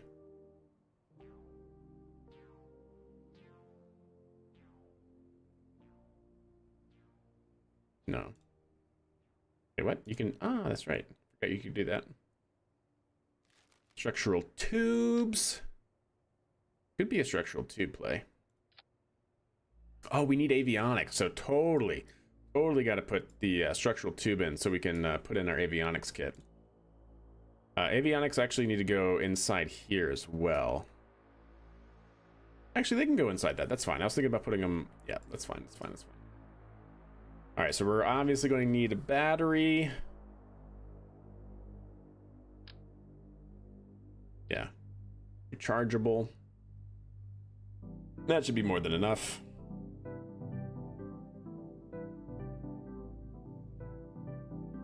I am going to put a small SAS in here as well.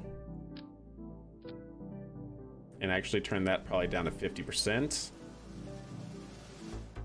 And then maybe even smaller than that. Just something to help with stabilization, but definitely don't want it to be like the lead. And then what else do we need? We need a probe core.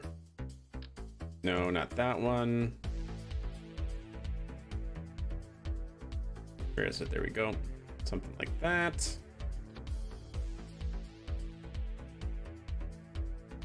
Yeah. Now is there, I do want to radial attach this and also make sure our probe core is attached the right way. It'd be a bummer if it wasn't. I think it is. Good. What's this vessel's mission? To take us everywhere in the, at least the Kerbin sphere of influence.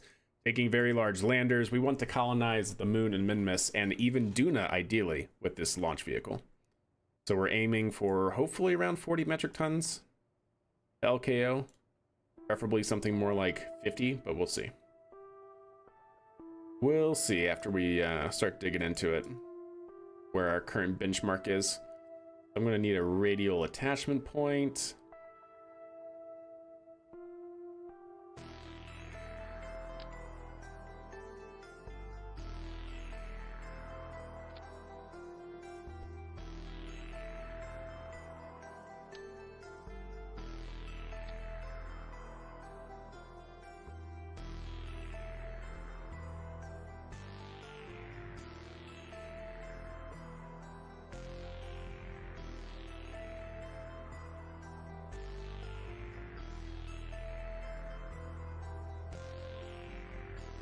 Okay.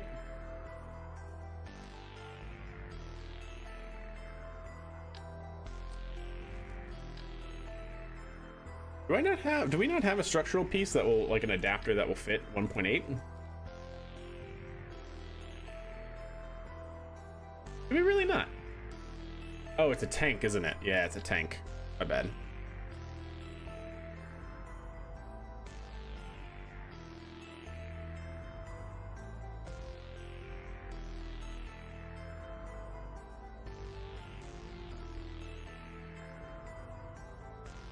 Cool.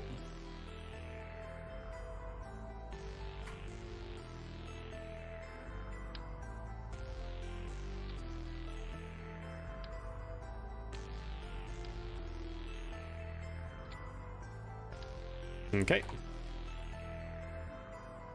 There we go, chat.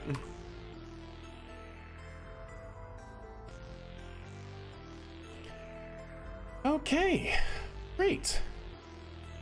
Now auto strut.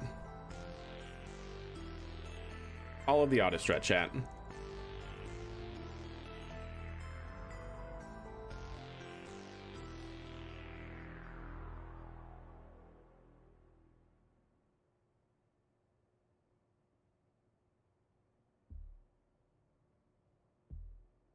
I want that to be the root part, and then I want this part up here to be the root part. So then just to make sure, there we go, perfect. Make sure that these are tapped in as well. Grandparent, awesome. That I think is good to go. Save it before something bad happens. Maybe an antenna. We actually technically do have 2 antenna. Well, we have more than 2. I use them as structural looking pieces for my monoprops, so that way we can leverage basically what a small structure would look like to get the monoprop thrusters away from the spacecraft body to improve our torque that these can create. So we kind of hide the antennas as a structural looking piece, as you can see here. What's this playlist? I'm using Pretzel Radio. I'm using Pretzel Radio. It's a streaming service to play non-copyright DMCA music during stream.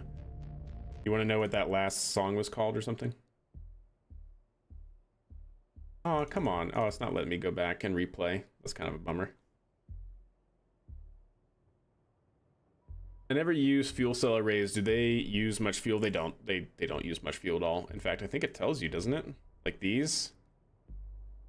Yeah, 6 per hour, in-game hour. That's not a lot, and that's only when you're basically empty. Because like typically, right, if you're just idle and you're not using any electrical charge, well, then it doesn't need to produce any electrical charge. So this is at maximum output to generate 1.5 units of electrical charge per second. It will do that per hour in-game. So if you're at a really high duty cycle, then yeah, it can drain pretty quickly, but otherwise not so much. All right. Well, chat, that's pretty good. You know what we got to do now? We got to build the pad for this thing. Now, I'm not going to do like EJ, because we've done that in the past. You guys have been here for it. We have developed pads and cranes and done all of that. I don't want to do that. But per my kind of unofficial rule set, because I don't actually think I have this in the rule set for how we're playing, I do want to, at least for every launch vehicle, actually have a pad structure. Not something that we have to build out in like we used to. Not something we actually have to build with a crane and stuff, but definitely something that at least makes it look the part. I think is the best way to describe that. Life's too short to care for copyright. Yeah, but you know, we've already, yeah, I mean, nah. Life is too short to do anything to stress over that. How about that? Like, I would rather just avoid any copyright issues that I can, because that is certainly a pain in the butt. Just mute all the VODs and all that jazz, so no thanks.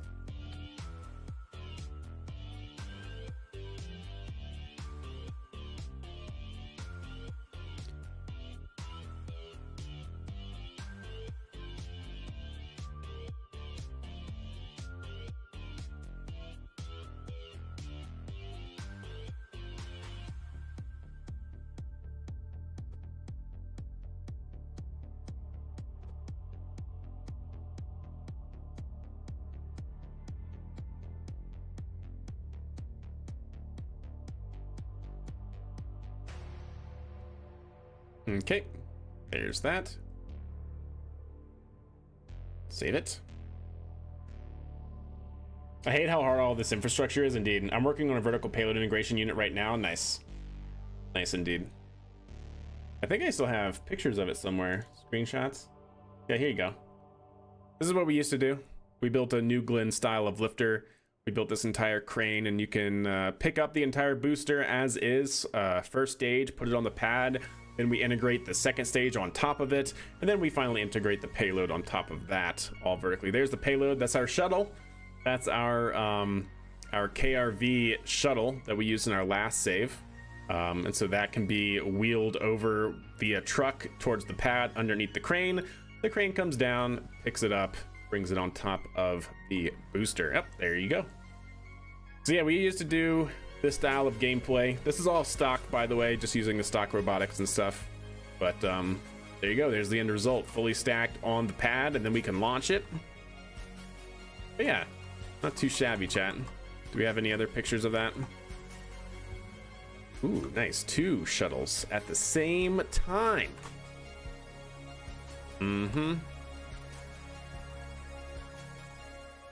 Sending out to Minmus.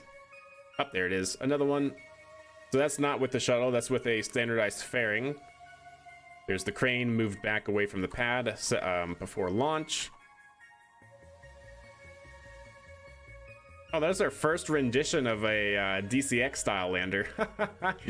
Not too shabby. I like it.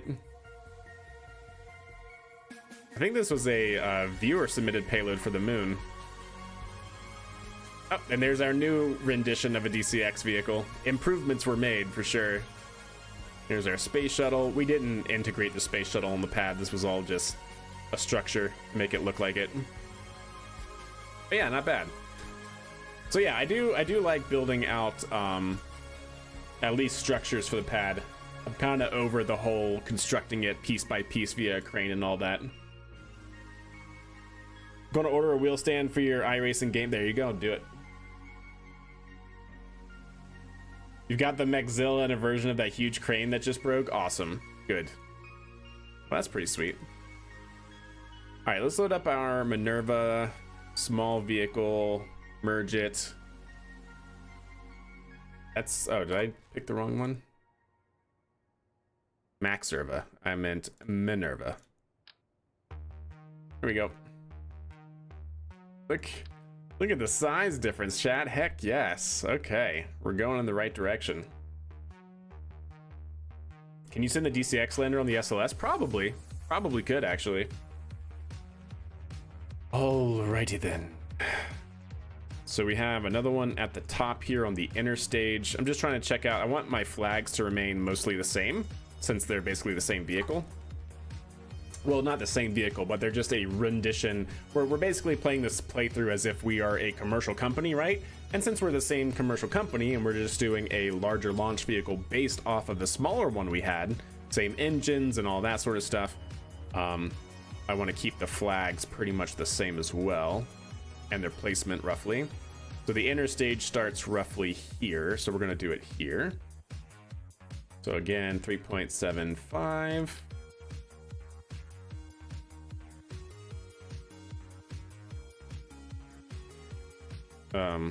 Game. Please do not tell me you have a null reference. Ah! Is it because of this? Nope. Okay. Got it. Understood.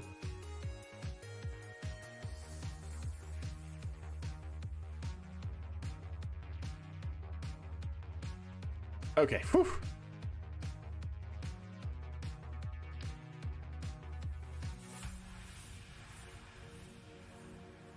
Oh, son of a gun. It's the flags doing it. Oh, no. Okay. Maybe we're okay.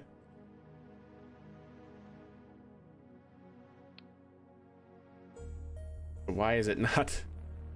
Okay.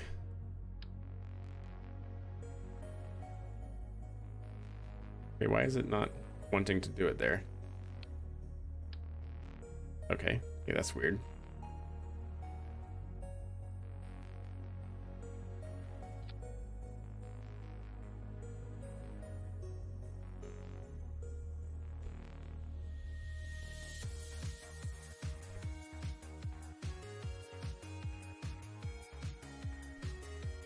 Okay.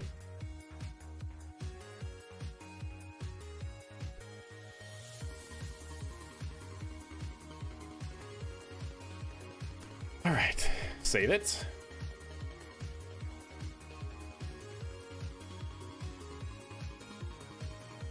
Yep, I'm good with that. Found one for under 70. That's not bad. I'd say that's pretty good even.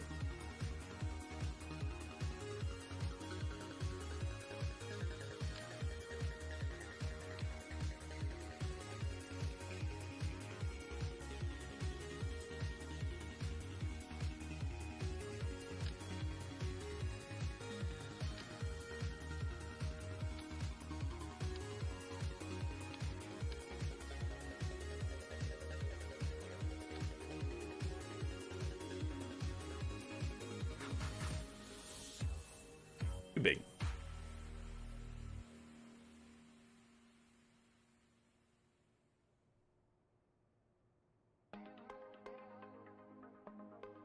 Maybe it's not too big.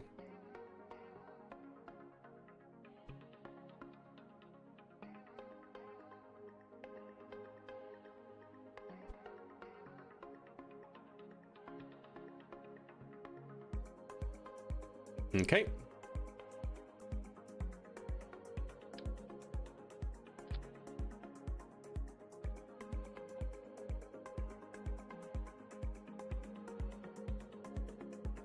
Hey, whatever, right? That works then. That certainly works then, Andy. No, not like that. Yes, like this. Set flag. All right, this is gonna be the Max Serva chat. Max Serva one.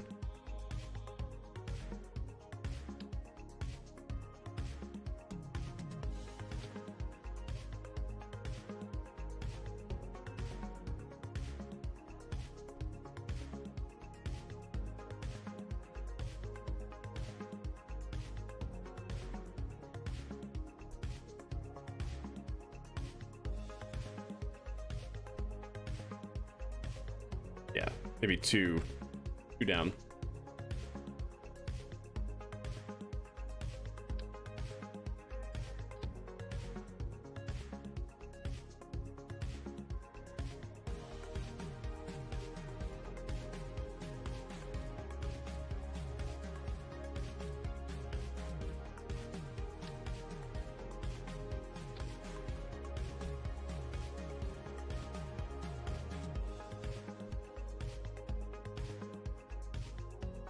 Oh my.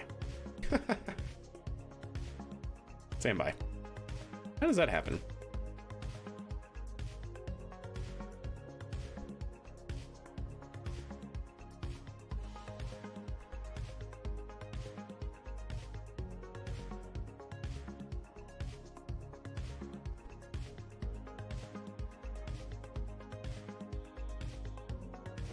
There we go.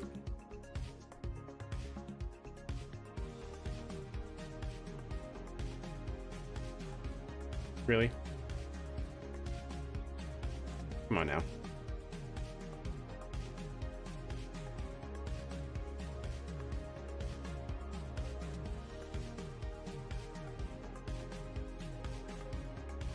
There we go.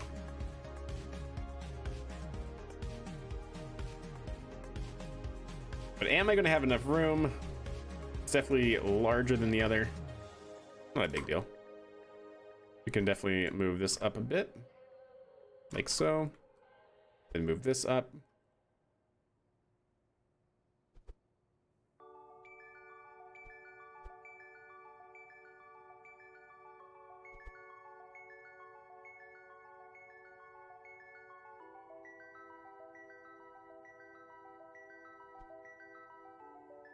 It's a nice upgrade indeed. Set flag. R.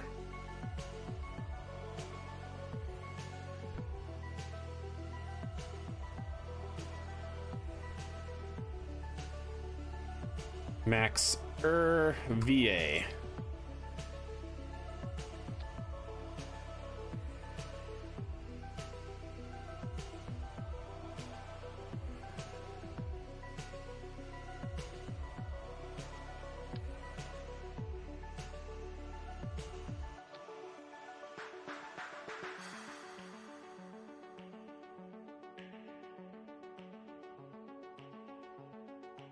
Getting there. Was jump starting? Jump starting is where you take some sort of power source, typically from another car, hook it up to your battery while the other engine is running, for instance, or at least while the other power system is on. And then that should charge the battery enough to engage the starter of your car.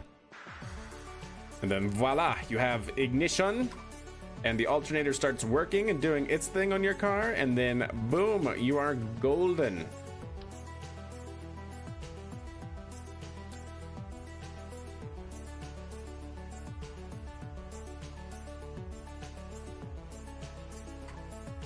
Nice. Maxerva I. Maxerva 1. Look at that. What an upgrade.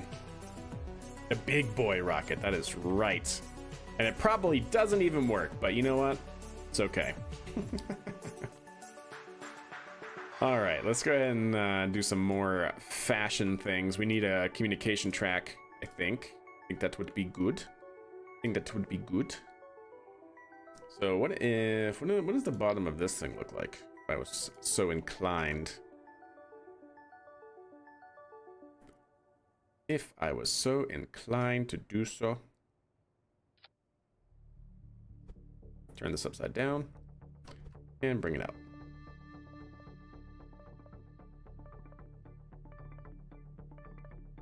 Ah, of course I put it.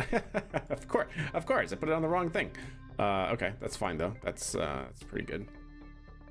I actually like the way that looks. So that is what we shall run with. We'll put it on the side here.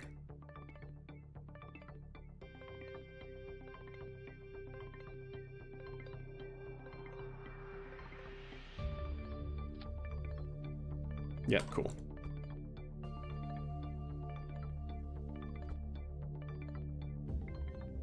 Very nice.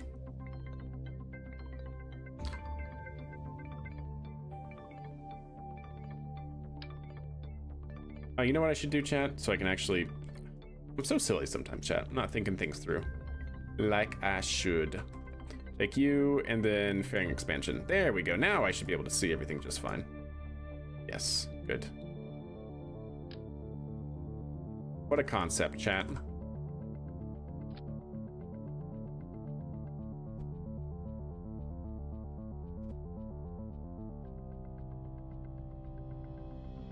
Okay, I like it. Not too bad. Launch it, launch it. Hit the green button.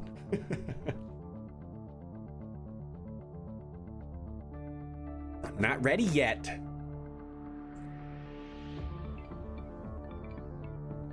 What can we do that would make it look like a track? We used radiators last time. That might still work this time even. I'm not against it. Something ideally really light. Oh, maybe these? Oh, maybe actually these. Stand by. Let's see.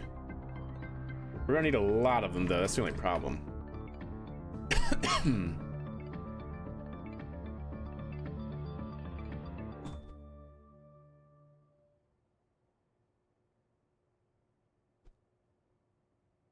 Yeah, no.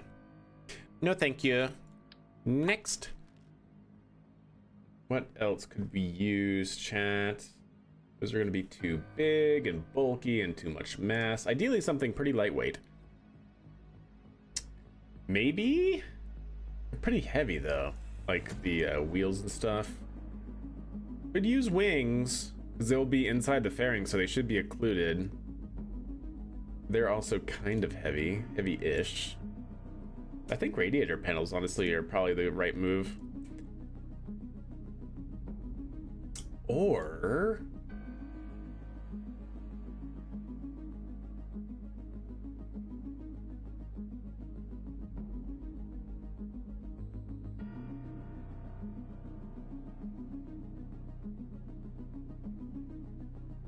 .67, so they'd be .1. Yeah, it's still too heavy. I was thinking like those empty would keep part count down and we could do it that way, but I'm not sure if it's worth it.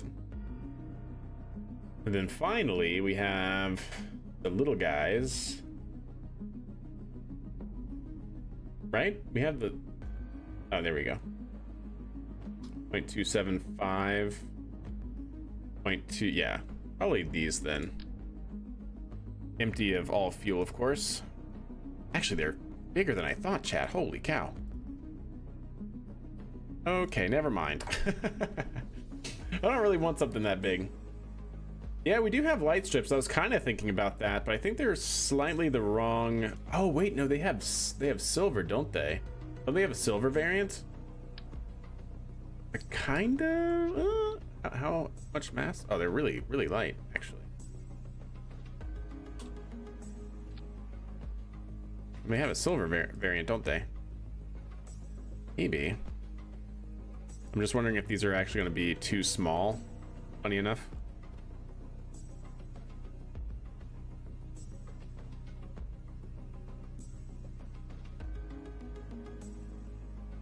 I mean, I'm certainly not against it.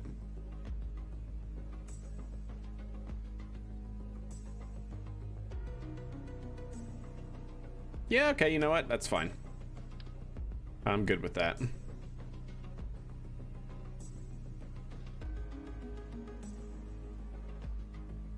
Why are they so difficult to place? I don't understand.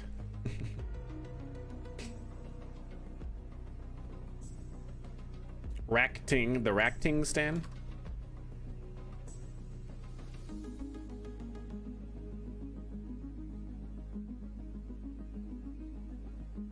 It's for the fashion chat. Come on now. You know it. You know it. I know it. Has to be done.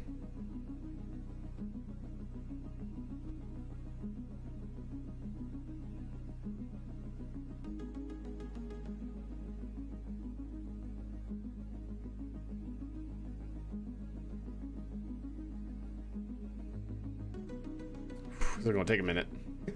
Wait a second. Out of curiosity, what if we just, oh my god, we should actually just totally do it this way.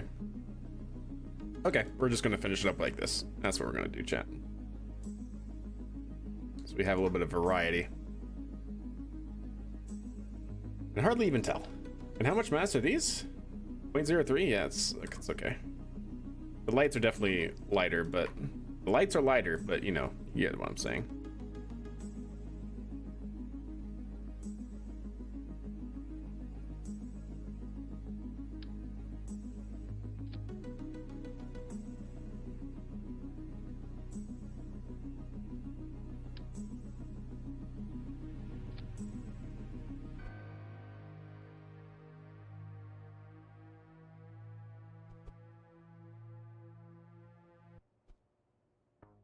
Okay.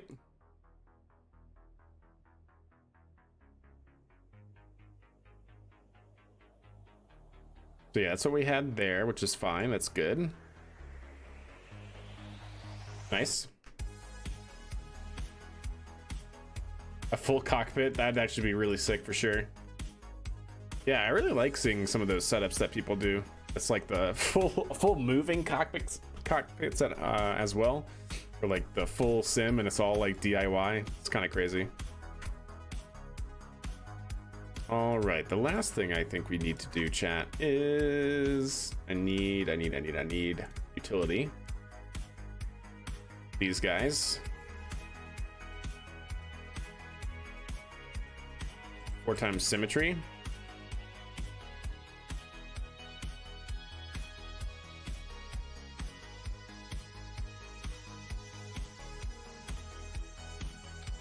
That is not 4 times symmetry. There we go.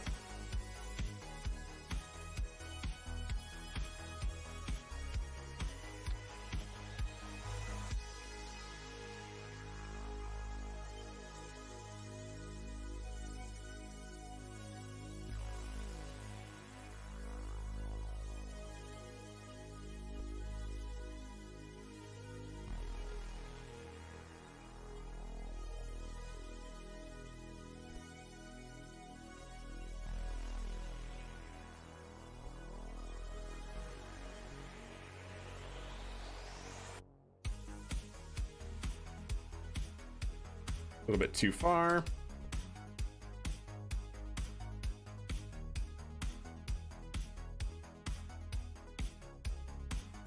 That seems almost perfect. Yep, okay.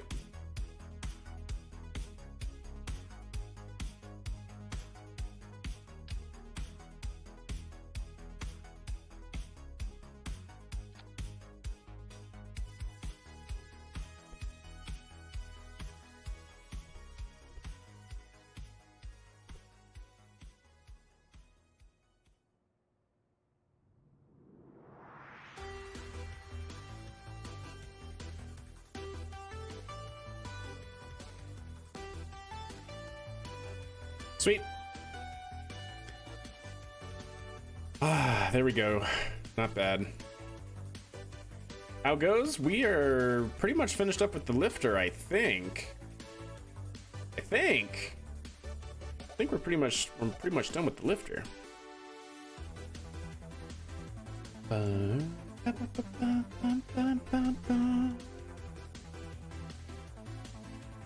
Save it. Ooh, that felt good.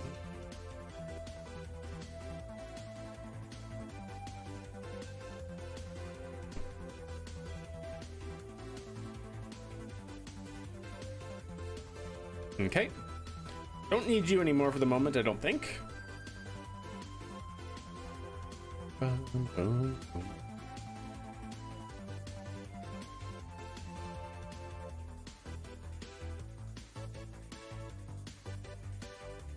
And save. Okay, chat, guess what we get to do now?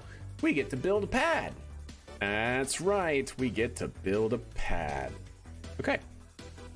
I think I'm honestly going to build it kind of the same way we did our other vehicle.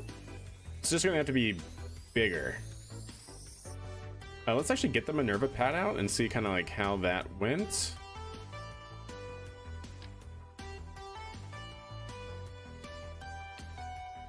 Because I did it off of these.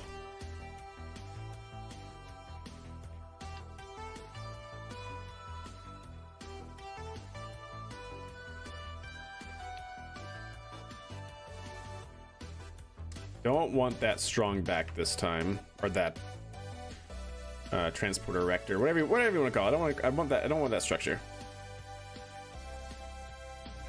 Uh-oh. Let's try and do 4x symmetry here. Would be great. Why are you so much?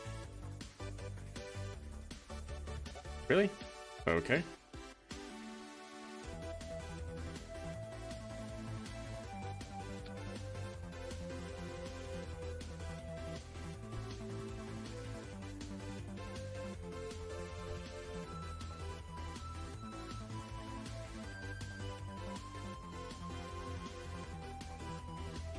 Perfect. I'd say that's done. That is done.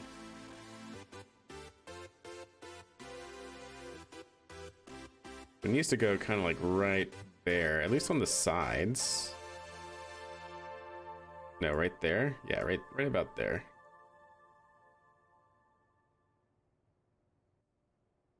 So what if I did 2x symmetry for those, and then we figure out what to do with the rest?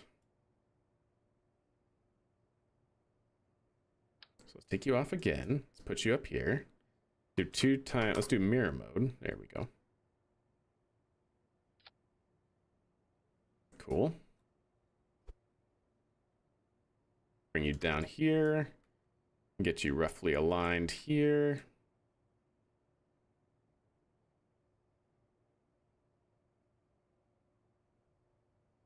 Yep.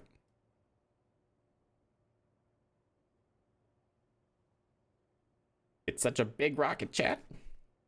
Send it. Yeah, pad done, right? Not quite. I like where you're going with it. Let's go ahead and take these same ones again and put them here in ideally radial.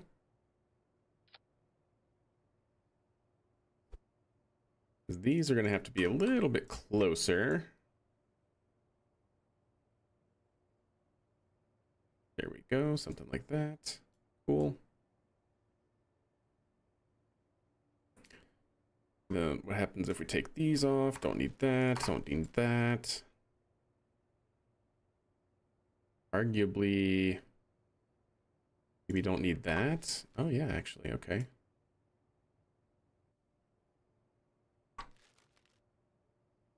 Mm-hmm. Okay, okay. Stand by. We're looking at it. Actually, not bad. I mean, we'll have to clean this up a little bit, but it's actually not that bad. Now, what to do with the sides? Let's go ahead and verticate so we can see it a little bit better.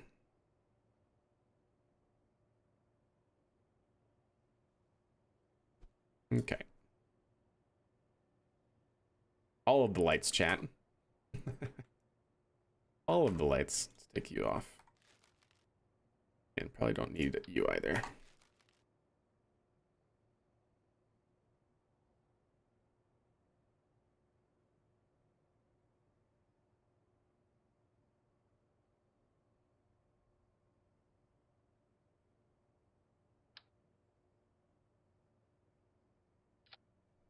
I did not mean take out that other light. Oops.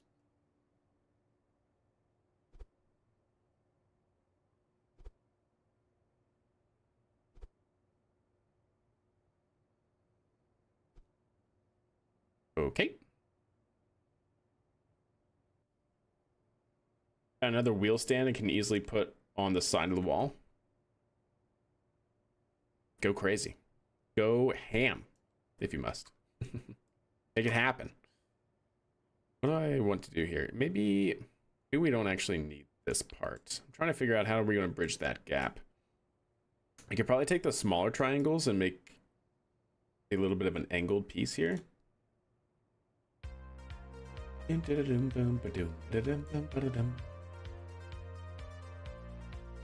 These maybe? The slightly smaller triangles? That's actually not bad. I think that's the only size we have before we go big. Right? These are the same size? Yeah. Oh no, these are not the same size. Okay, stand by. Let's get that in.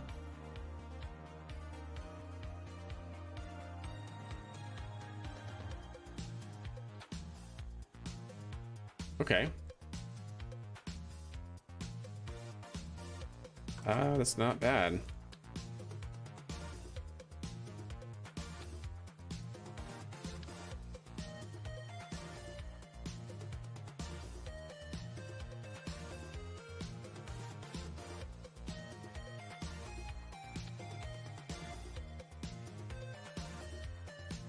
Okay.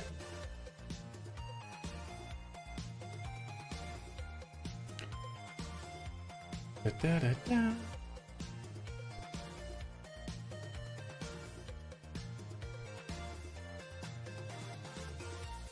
So that's 1, 2, 3.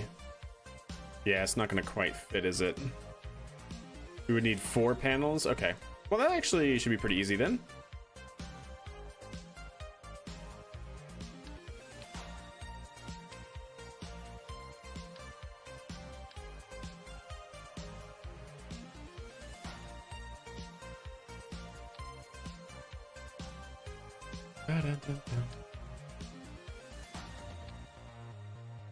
Yeah, okay.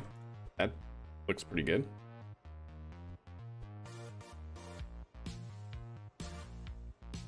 Why not?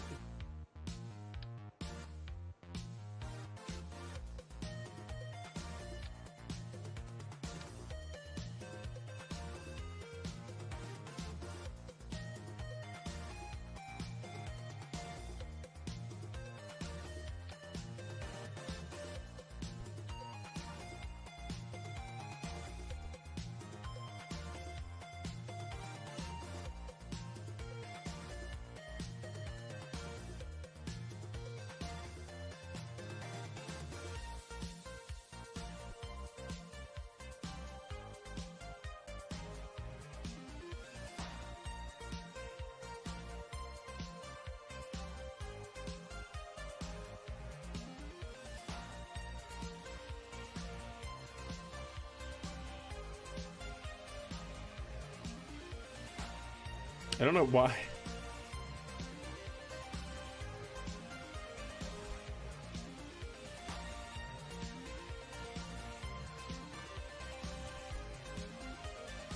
Oh, I see. That's why. That's where the gap was coming from. Okay, we're fine now.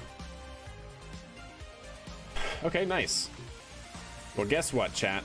We're still not done. You know why? You know why, chat?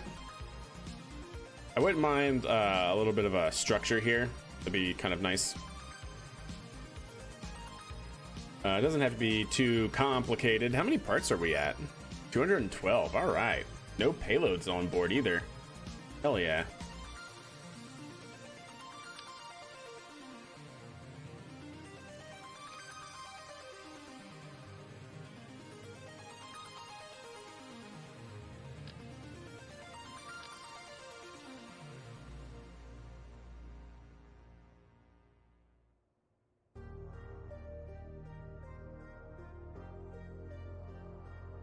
Do we really not have... That is upsetting, chat. You're gonna sit there and tell me that we don't have a piece that... Whatever. That actually might be for the best, but... I was really hoping we'd have a triangle that would fit perfectly halfway on either side of that, but I guess not.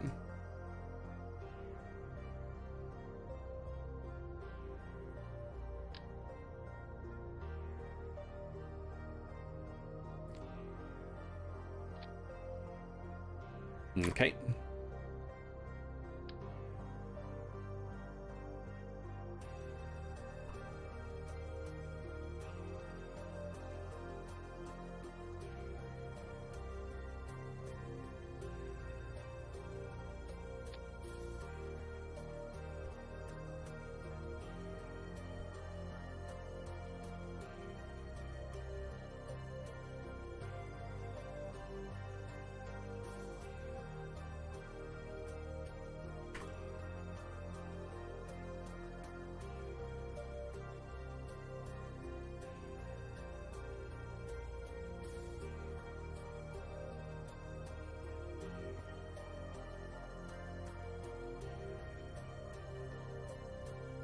What happened? Why? Why'd you do that?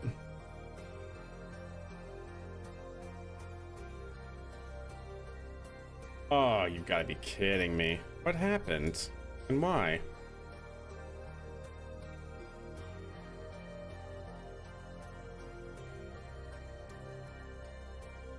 Really? The flags came undone?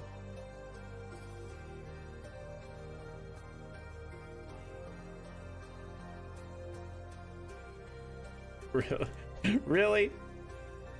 Oh, okay, there we go. It's not so bad.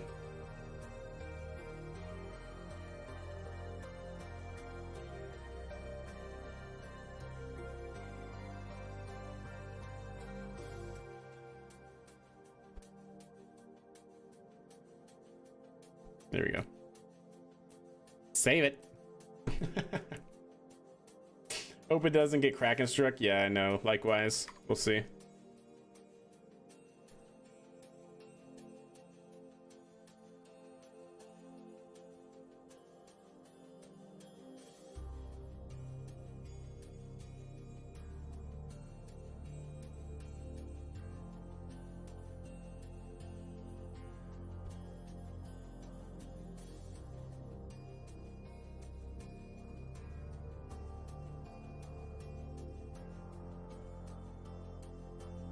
Okay.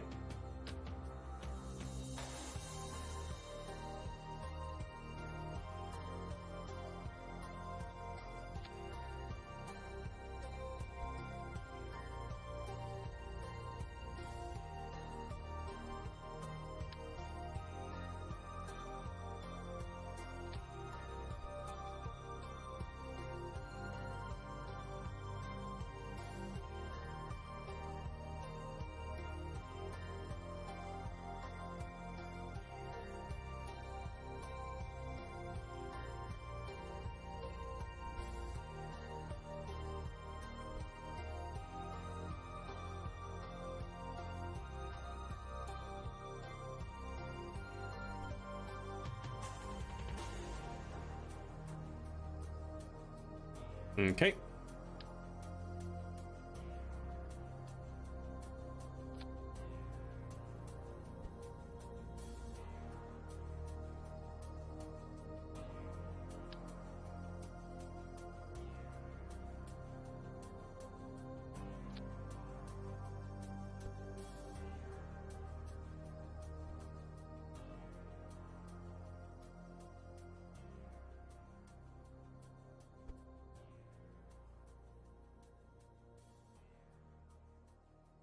Okay.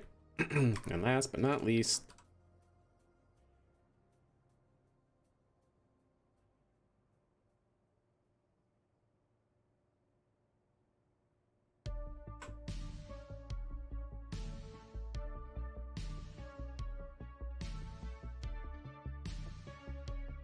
come on, you can do it.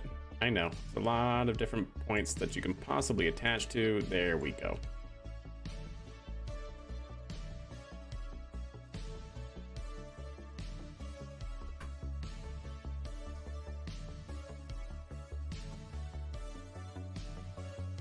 All right, I'm good with that.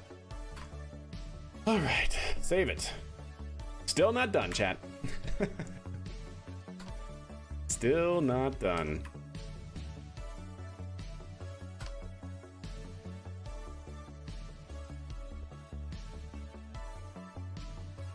Okay.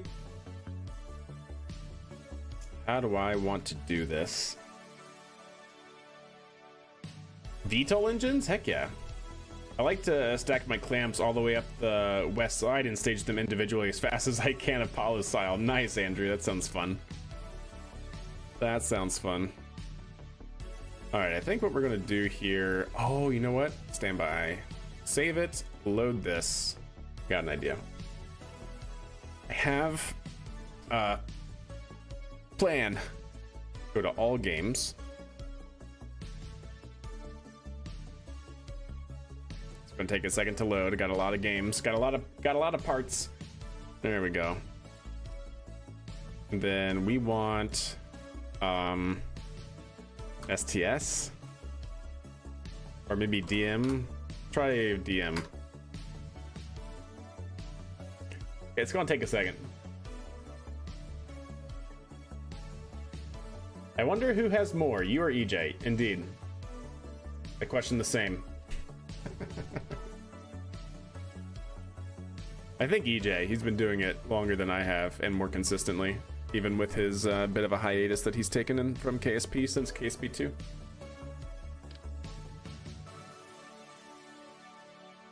Ooh. Oh yeah. Oh baby. Okay. Yep. That's what I want. Oh, we're gonna have to make that tower taller. So what's the root node? Right. This? No. This? No. This? This? Is it this guy? No. That guy? No.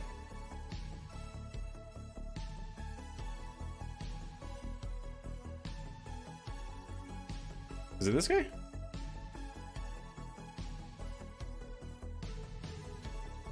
I can't tell. Did I put those individually? No. What is the root part?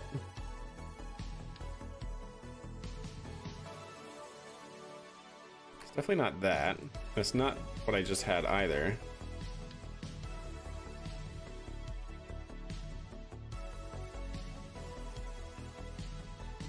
Like, I see we have this, but that's not the root part. Wait, wait, these? No? Oh, did I make this in two? Oh, did I make this in two different?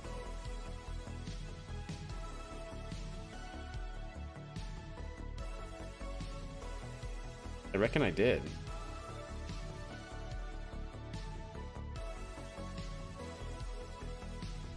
Oh, maybe not.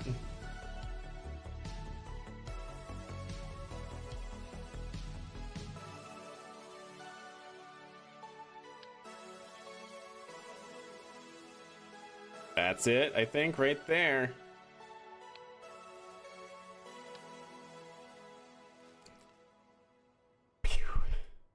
So if that's really the root node, why did I do it that way, chat? I may never know. I probably did it because I could radially attach it, but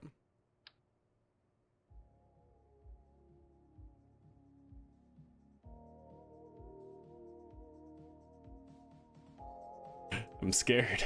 Wait, let me go ahead and save this.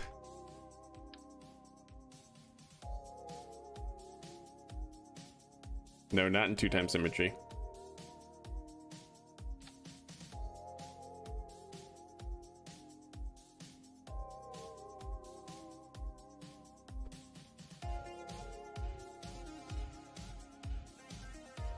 All right, so that part is not quite where it needs to be.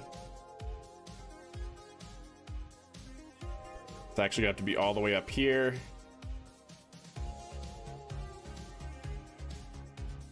Can I make this taller as well? Oh, I can, okay.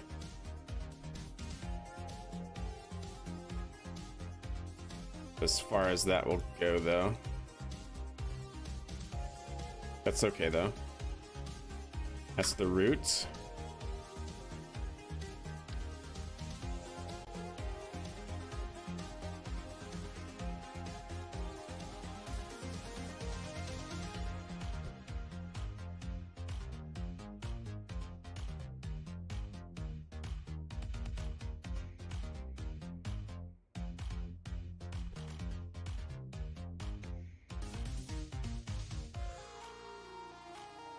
Okay, let's go ahead and get it lined up with the other panels.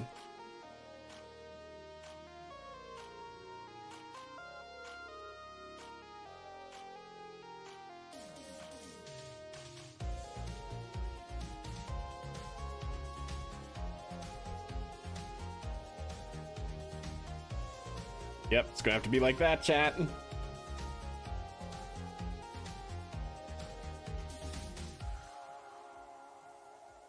Oh, and those broke, huh? Yep, those definitely broke.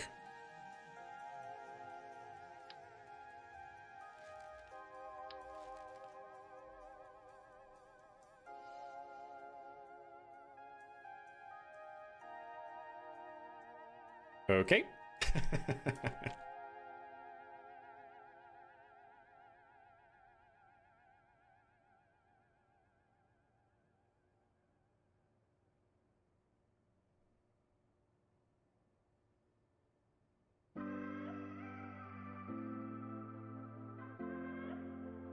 So now we just got to figure out where does this need to go.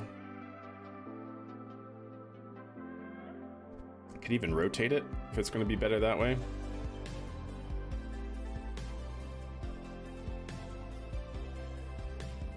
Like that, roughly.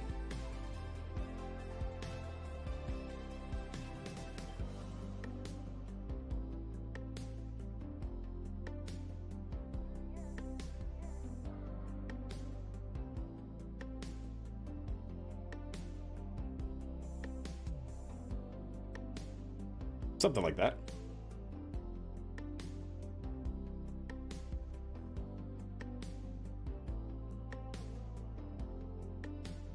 It's actually got to go the other way now. It's got to swing that way.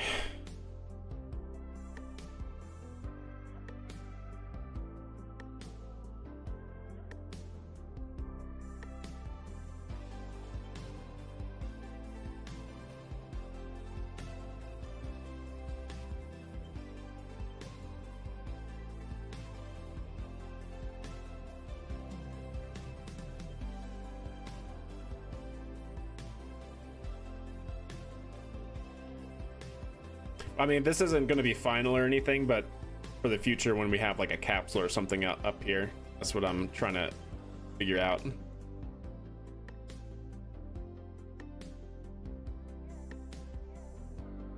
Your desk shakes when you're using it. Funny.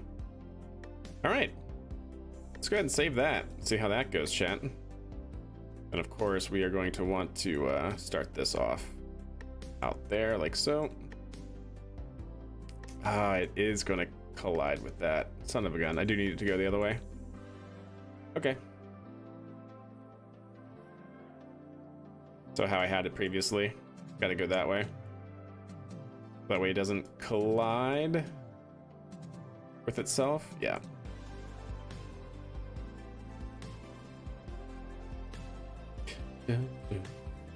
Okay, not a problem.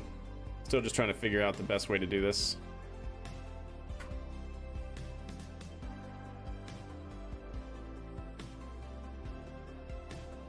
Yeah, going that way it doesn't. Almost pretty close like that. We can actually perhaps increase the range.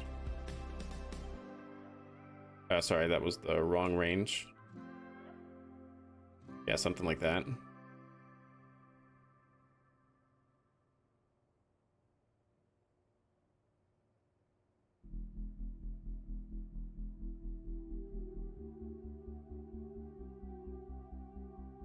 Something like that.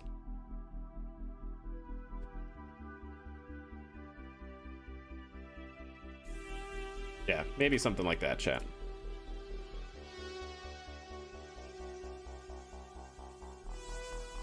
The solids are empty, right? They should be.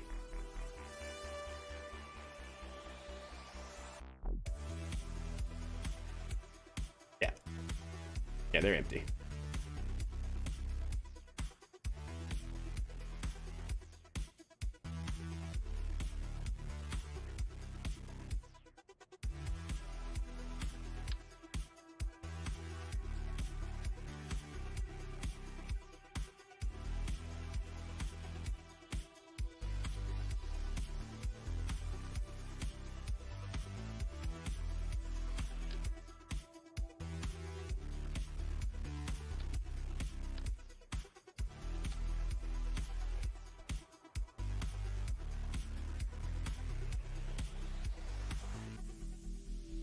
Now I have no idea what this is going to need strut-wise, but let's go ahead and save it.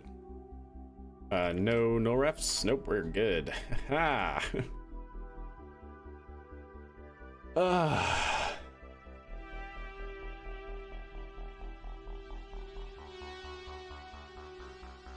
And now watch for the magic, chat. It all looks skin and bones now. But hopefully, oh yeah. Yes, sir. Not bad. Yep. Good. Good. I can live with that. Do the Kerbals have their ingress point over here? I don't remember. They should somewhere. I might need to put it back in.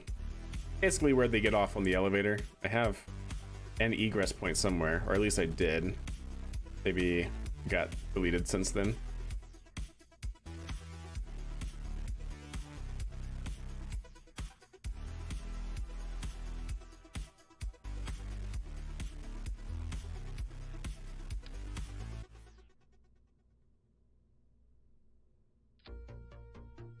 Go ahead and cover that up.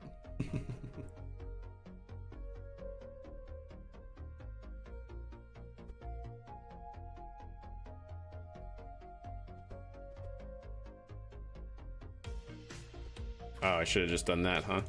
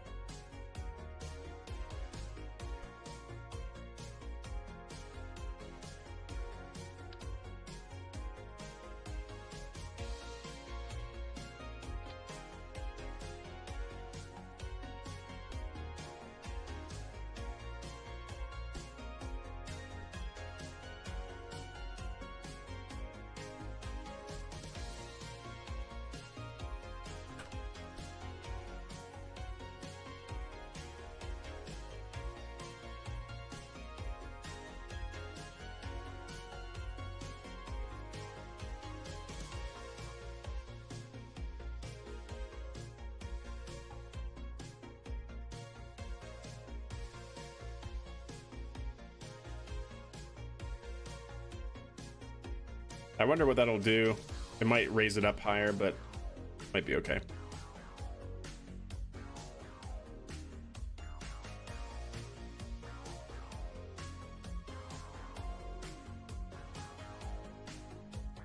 Okay, well, let's see what happens, chat.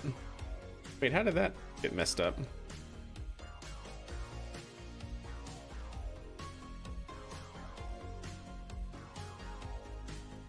How did that get messed up, chat?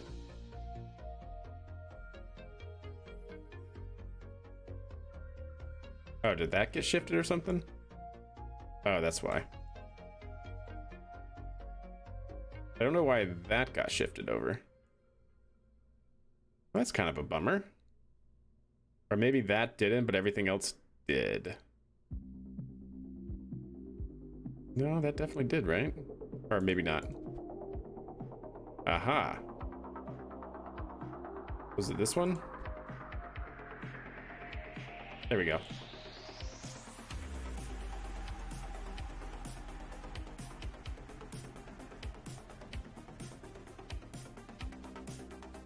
I was pulling the wrong one, I guess.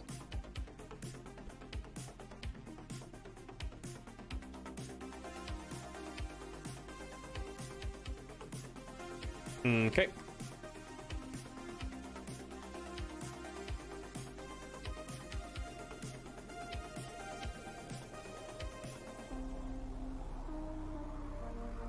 All right, almost there. Almost there, chat.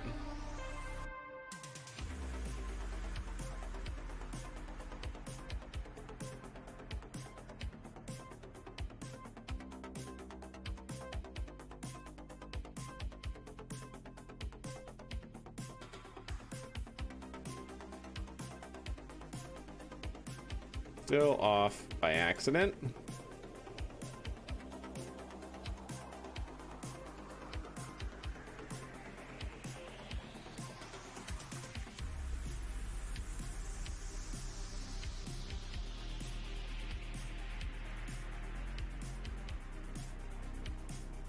There we go. I think that works. I must have deleted. I think I did. Nice pad, thank you. Not bad, right? Oh dear, okay. So I need to go here. Save it. Bring it down. Something like here. How many struts do you want? Yes, yes, 100%. And where, oh, where? I don't have, I guess, another one of those, so let's go ahead and put that in then.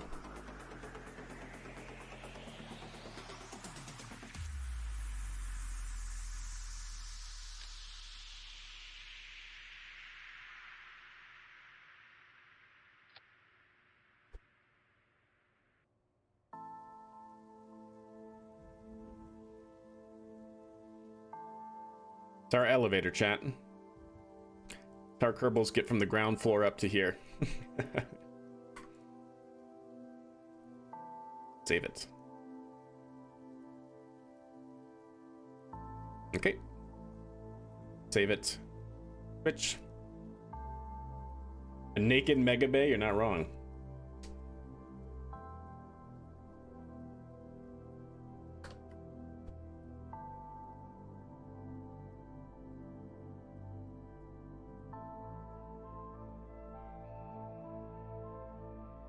Okay. You know what we forgot to do, chat? Staging.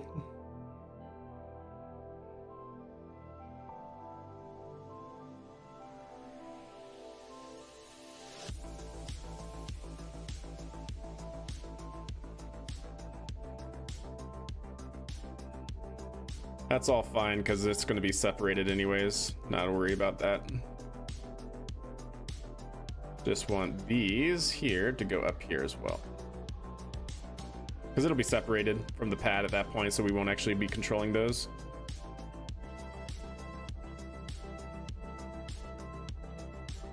Or you know what, maybe just to make it simpler in the future to work with.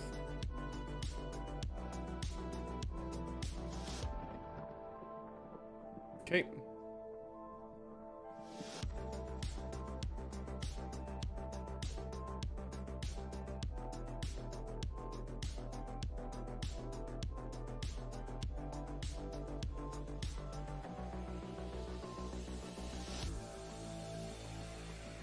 And then finally the fairing deploy goes there. Okay, save it.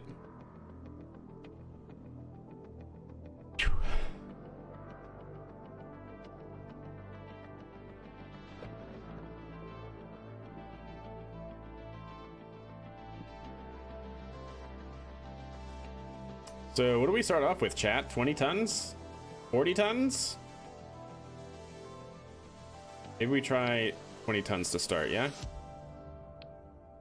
Let's go into here and turn off the fairing expansion so we can actually see what we're doing here.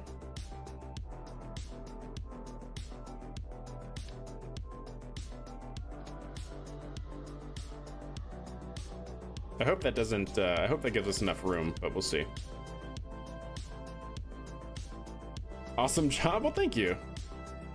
Yeah, it's come together. Now we just gotta see if it actually works. Maybe we'll try that. 9, that'd be 29. 29 metric tons, that'd be pretty significant. Let's go ahead and auto strut this in. Okay. You know what we're gonna do? We're gonna fly it with the Minerva flight avionics. Because it should be pretty much the same setup, and we'll see if that's gonna be bad or not. Same setup, I mean, in terms of staging and whatnot. I think it's the same. But the upper stage liquid fuel is now going to be 1620.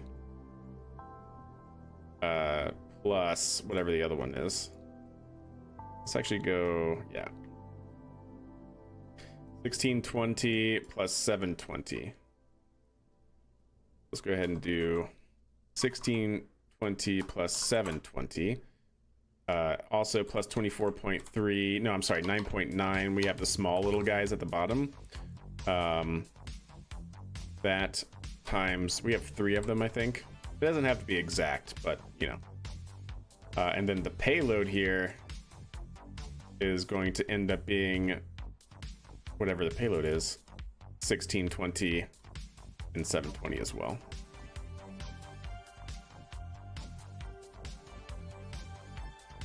This is to get our staging right, and then that times 7. Okay, well this is going to be a test flight, chat, if I've ever seen one. Save it, and let's launch it. A grip strip. We don't have a grip strip. Where is there a grip strip? Oh, there. Is that attached to anything? No? Okay, then it's gone. Oh, and that one? Oh, no, we did actually have that one, just don't have this one. Okay, that's fine. I hope that wasn't attached to anything, chat. I think it was just made to look like it was attached to that, so. Save it. Launch it. There we go. Hopefully better than Ariane 5. Hopefully. Hopefully. This, I believe, is 29 metric tons. Right? It said it was a 9-ton, 2.5 meter tank and a 20.5 or something like that, 3.75 meter tank. So it should be roughly 29, almost 30 metric tons.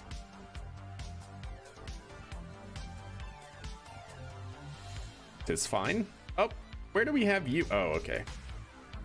See, watch this, chat. We can take them, transfer you up to here, and then Jeb and EVA, and he's upside down. Perfect. That is the Kerbal way if I've ever seen one, chat. Look at that. Look at that, chat. Oh my goodness. And then we should be able to, ideally, it's sagging a little bit, chat. It's okay though, don't worry about it.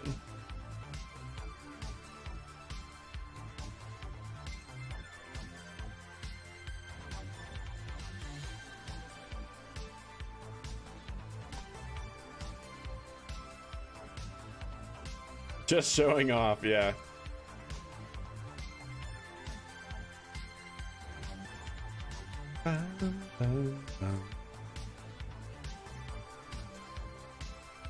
It's 100% safe. You bet your bottom dollar.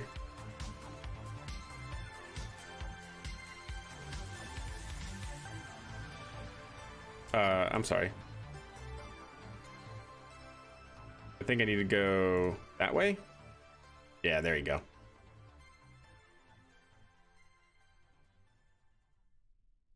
Uh-oh. Can't see, chat. Can't see. We're fine. And there we go.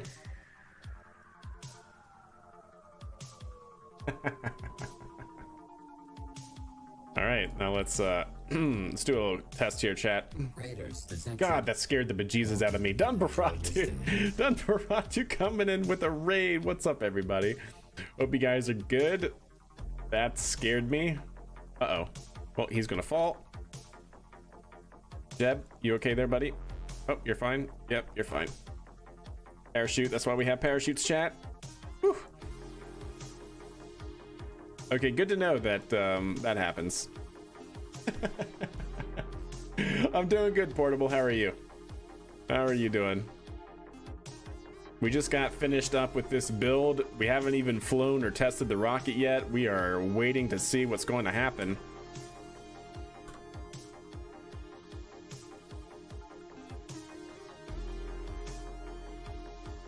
You guys are just in time. All right. The White Room, exactly right. How are you doing? How was the stream over on that end?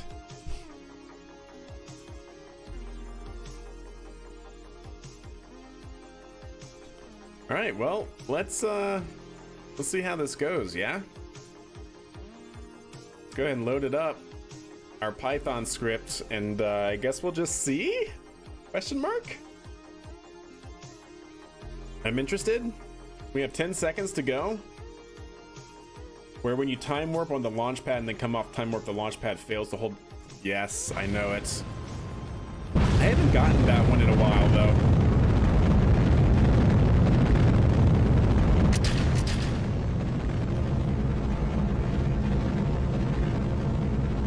All right. All right. We're looking good. Pitching over.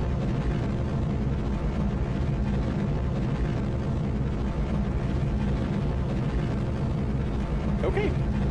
Well, let's see what happens, chat. We have cleared the tower indeed. Throttling down for max Q. Yeah, just needed a moment. Yeah, I was really thinking hard there. It works, huh? It seems to be doing all right. We'll see. We'll see what kind of staging velocity we get with this, because remember, this is only 30 metric tons. So ideally, we should be able to get maybe 40? I'd really love to get 40. We can even probably stretch the tank, but so long as this works, we have room to grow this thing, so I'm happy for that. It looks so nominal. It's so nominal right now. All right, should be throttling back up here over time. You can see that needle moving. By the way, for those of you coming into from Dunbaratu stream, welcome, welcome. We are flying this rocket autonomously with Python, so everything is looking pretty good so far. We are entering the throttle bucket for max Q. We should now be exiting. Yep, looking good. Vehicle is supersonic. Looking great, actually. And we still have a kilometer per second of delta V in the first stage. That should help us. That should get us over a kilometer per second staging velocity. That'd be pretty sick. And I'm really interested to see how our second stage separates. I have no idea how that's going to work. Vehicle's throttling to maintain no more than 3 Gs of acceleration on the payload right now. Great staging velocity at 30 metric tons. Oop, and I cut it too soon even.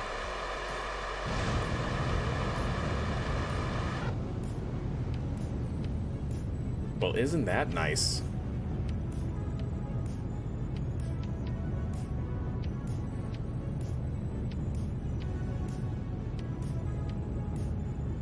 It didn't separate the fairing? I don't know why it didn't separate the fairing, but...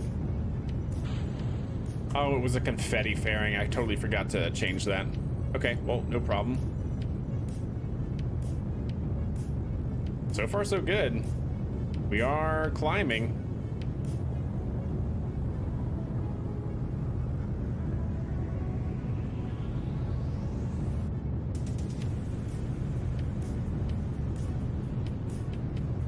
We should really try to tune this a little bit more, I think, for this. We're gonna have to tune this more for this vehicle.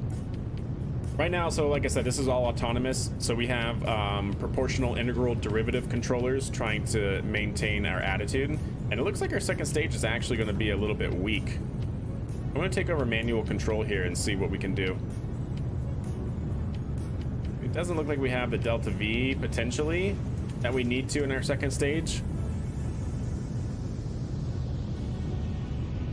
The first stage was great, and maybe with the first stage, had we used all of its fuel, it would have been better. I'm just worried that this might not get us to orbit. So we're gonna have some gravity losses here and whatnot.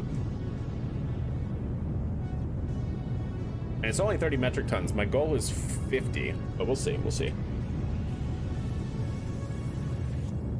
I haven't made that yet, Charties, and you're not the first person to ask, and I keep forgetting to do that. I just need to take time, maybe on the weekend, and make a YouTube video kind of walking through. There are docs online, though.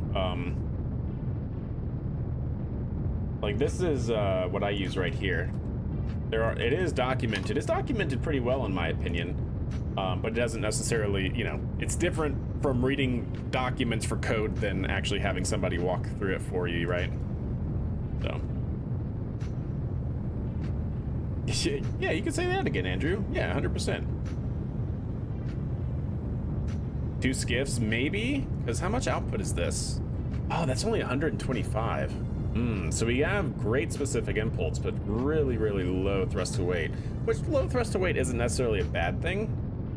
But higher thrust to weight will definitely reduce grav losses.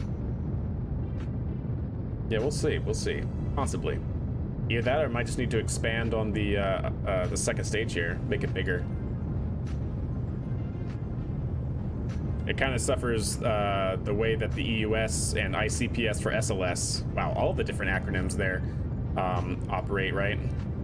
Like right now, technically SLS is really underpowered with the ICPS, the current interim cryogenic upper stage that it uses, because it's really small. So maybe this is just too small of an upper stage for this vehicle. But yeah, that was 30 metric tons, no problem. We have room to grow the stage too, both the first and the second stage. So maybe this is fine for right now. Remember, we're just trying to get to Moon and Minmus with a lander, and the main thing that we were constrained by was volume and not mass. So now that this can get over 30 metric tons into low Kerbin orbit, that might be fine. It was mainly the bigger fairing size that we needed. Definitely more testing required. Just need the first stage to chuck it higher. Yeah, and honestly, remember, I didn't calculate it correctly. We did this. I didn't calculate it correctly. So we basically did MECO before the first stage was close to dry. We still had almost 400 meters per second in the first stage. So yeah, that was on me. Like I said, this is just a test. I think it was like 400 meters per second, or it was like 380 or something like that before we did MECO, and we did MECO early, unfortunately.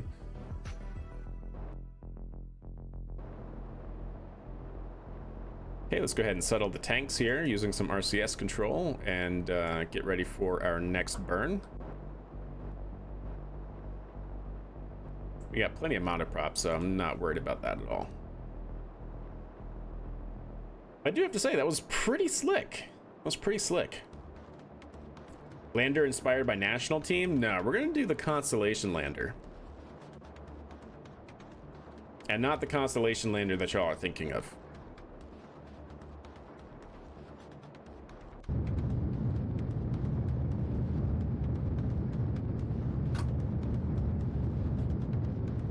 There we go. Hey, look at that though. We got 30 metric tons with a garbage ascent profile.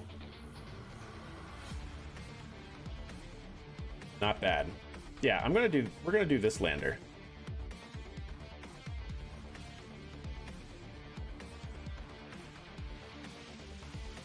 From Constellation, the one that went inside of an aeroshell so it could make it through the atmosphere of Mars, and then basically you have a horizontal lander that spits out of the aeroshell, and it's yeah, this is what we're gonna make in KSP. Miko was at 396. Thank you, Andrew. So yeah, it was even closer to 400 than I originally thought. So yeah, that means our staging velocity. What was our staging velocity, Andrew? Since you can rewind on YouTube. Staging velocity means like, what was our velocity of our first stage when we shut down for Miko? Like 900 something. So with 400, yeah, this thing should easily get should easily be able to get 40 metric tons into orbit, I think. Yeah, something like this is really what I want to make.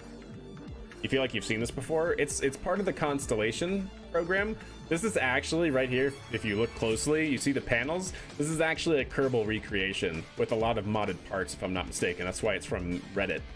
But it's a real life lander concept that NASA made for a lander system for Constellation program on Mars, which is actually pretty phenomenal. I really dig the concept. Here's the actual concept picture here.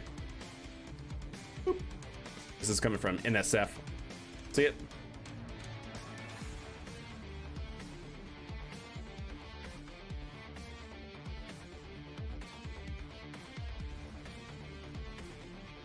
$958. So yeah, if we add, we're gonna get some drag losses and a little bit of grav losses like we were getting, but even with 400 meters per second at almost a kilometer per second first stage velocity, we should definitely get over 1200 meters per second staging velocity there.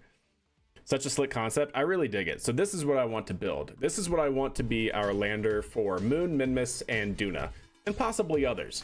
But I really want to build something like this, and that's why we needed a larger launch vehicle with a larger fairing so we can get that basically lander up in the nose here, up in the fairing here. Good luck. Yeah, thank you. Believe it or not, I have no idea where this would be. But we built that in KSP 2. Let me actually see if I can find screenshots from KSP 2. Rip KSP 2, by the way, but still. Where would that be? Stand by. Quick one. KSP 2. Where are screenshots in KSP 2? Where are those saved, chat? Are those not? Saves, no. Screenshots, no. Yeah, where are screenshots saved in KSP 2? Do we know? Resources, streaming assets, audio, no. Resources, no. Is it all the way in the like roaming, data roaming, or whatever it's called, the roaming file under users? How do you get there, chat? Goodness. App data, local low or something like that.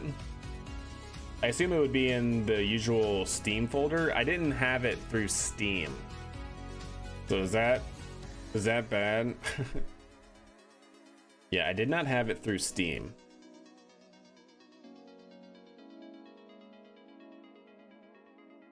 I downloaded the standalone version. They made another KSP? I've only heard of one. Ah, yes, I only heard of one. Maybe I misunderstood the question. Yeah. So, like, what was the first stage velocity, Houston, when we shut down the engines? That's what I was looking for, not how much we had left. Might also be in your clipboard. I don't think it would be there. How do you rendezvous in polar moon orbit? I mean, I guess it's the same as any way that you rendezvous. You need to match your orbits. So depending on where you are, you probably have to do an inclination change. Right, if you're in a polar orbit, right, with the moon basically in front of us, and your orbit line is this way, but your other vehicle is over here, right, and they're crossing each other, you basically have to do a 90-degree inclination change to rotate your orbit to where the other one matches.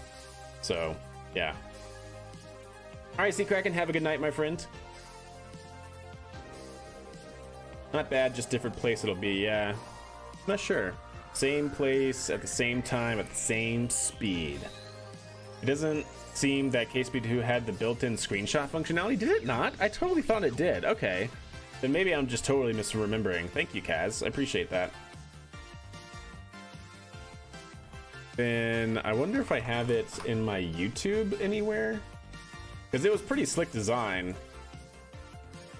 Like, I really liked it. Like, we built out the constellation lander that I just showed you guys, the concept, really well. Like, not to toot my own horn, so to speak, but like super well in KSP2. No, it doesn't look like it's in the YouTube stream VODs. Wonder if it's in my Twitch VODs. It was really good. I know I saved it somewhere. I just gotta find where it is. I'm sure it's in clips. Oh my god. Why are you like this? Why is it like this, chat? Tell me. Why is clip so difficult to use now? Okay, there we go. We have a few KSP2.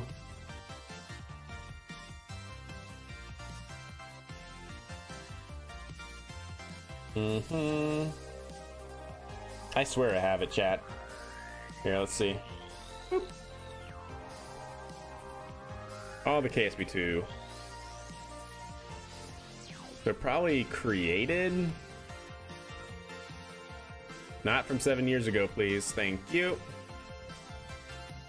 We have Python. So here's KSP2, KSP1, back to KSP. Aha! Here we go, chat. This one. Look at that. Does that not look like it or what?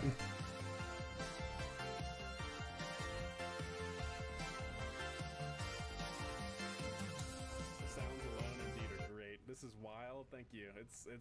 See, look at that little guy. For sure. We made it, and we actually built the arrow shell around it and everything, but it came out so good because we had the curved pieces in KSP2, those curved structural pieces, those half cylinder pieces. Can you imagine this in real life though? But that turned out so good. Let me see if I can find the full arrow shell landing as well, because that was really slick as well. Probably might not be as hey, Remington. Maybe you got it, Remington. You get it? No, you did not. You're showing my fails, but anyways, it turned out really good. Sure, we can find it stored somewhere, or we'll just have to load up KSP2 again and play around with it. But that's what I want to recreate here in KSP1 if we can. I didn't have it on Steam. That was the problem, Houston. I never downloaded the Steam version of KSP2. All right, well, I had to say, chat, I'm pretty pleased with that. Let's go ahead and revert to launch, and I want to see maybe if we bring that down to say 4. It doesn't really matter so much. This is basically just to help us with our stabilizing, and honestly, it didn't even need it. Did not even need it. Actually, you know what? I could totally figure out how much we need from the engines and how much the engines sip fuel to figure out when, like, because they burn for 5 seconds once we hit that condition. So that's what this 280 is. So 280 times 4 is how much fuel we should have before shutdown to burn for 5 seconds. So we could go back into the VAB and see how at how much fuel, liquid fuel and oxidizer the engines actually use per second, and then just make that number that. But for now, it's okay. It's not a problem. We're testing. We're doing some rapid testing here.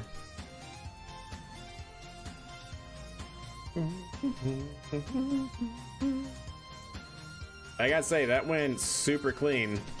I was really pleased to see the second stage. Second stage separated so well.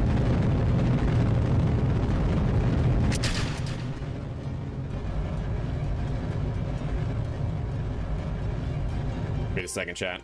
Wait a second. I'm sorry. We have to. Totally have to do this. One quick one. One quick one, chat. It's gotta happen. There's a particular camera angle that we have to have. Now that we have the pad there. Yeah, it's necessary. Okay. It'll be worth it. It shall be worth it.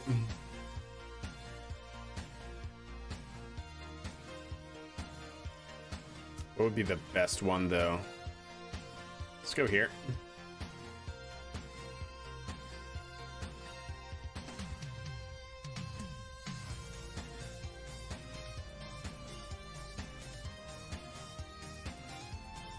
There we go.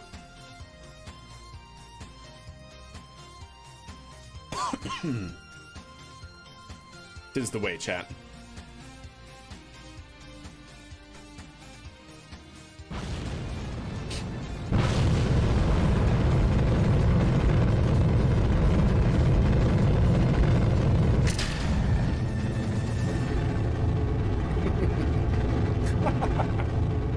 Yes, absolutely. Absolutely. I like it.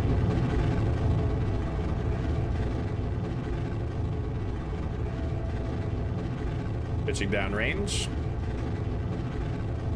Cool. Very nice indeed. It's come out pretty well, actually, for the max serva.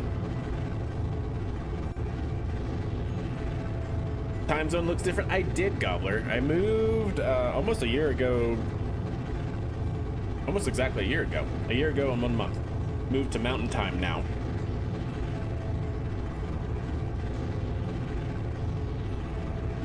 Yep, I was on the East Coast, on the Space Coast in Florida, and now I'm in Colorado.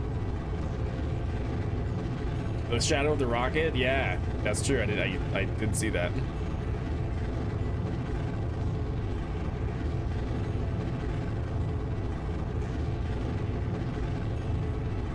Hey, all right, misadventures. Heck yeah. Me too? You too? Colorado's where it's at. Colorado is now the second largest aerospace economy in the United States, so yeah, tis the place. The Space Mountains, exactly. Now north of Denver, hell yeah, okay then. Good deal. You moved from Space Coast to NORAD, yeah, basically. Basically.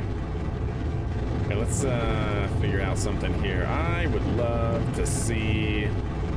You know what? Let's just go here. Do that. Go here. Okay, throttling back.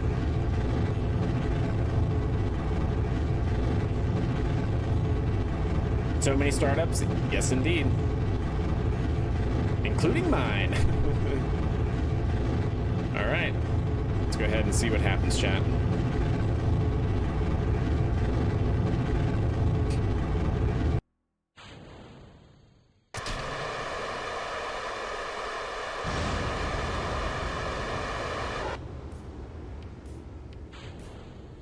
I forgot to change. Well, I couldn't change that yet. But anyways. Uh-oh. Why is it looking like that? Why is it looking like that, chat?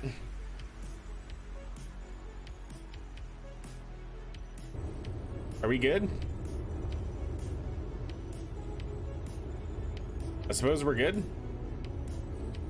Oh, it's because it's trying to track the Apple apps. Yeah, we need to tune that controller. The controller is tuned for the other vehicle and not this one, so we'll have to play around with that.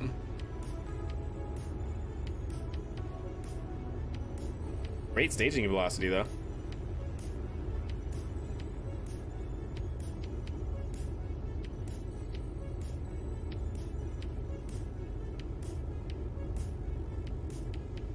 When's the next I2 meetup? Ooh, I don't know. That will have to be planned. You know, I haven't done one in a very, very long time. And I've only ever done one. With one person.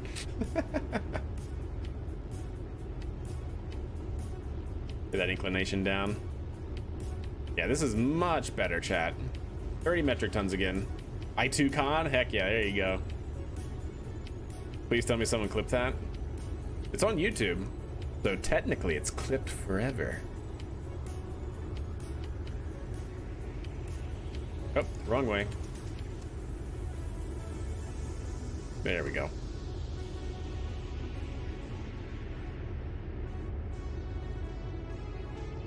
I think we will start aiming down, trying to keep our apoapsis from going sky high, even though this isn't necessarily the most efficient.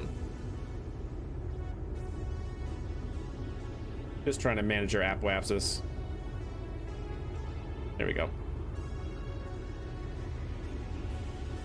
Yeah, definitely could, Houston. Definitely good. Yeah, like I said, all we did was basically use the script from a different launch vehicle, and clearly it's definitely not designed for this vehicle. It's definitely not optimized. Did I make it space imposing? I did not this year. I did last year, did not this year.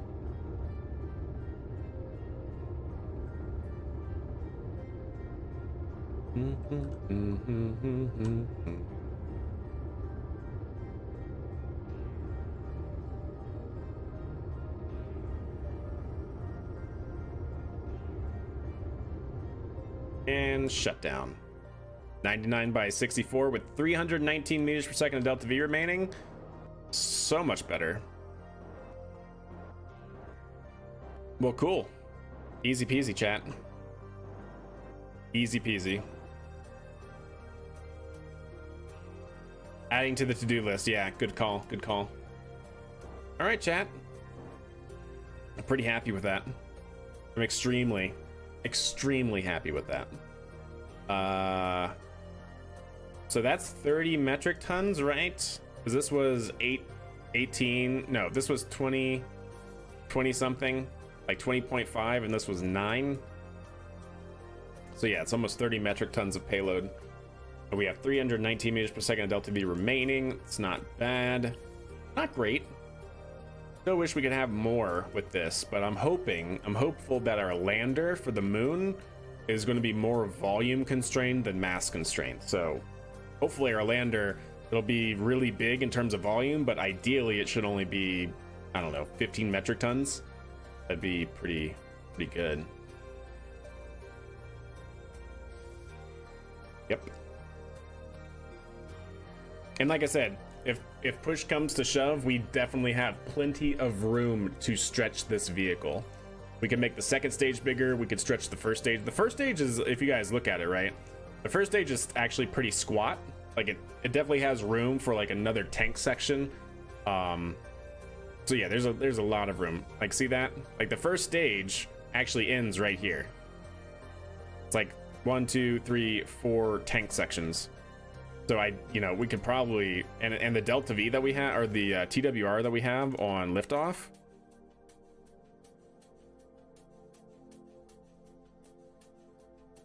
is 1.32, which is actually pretty great.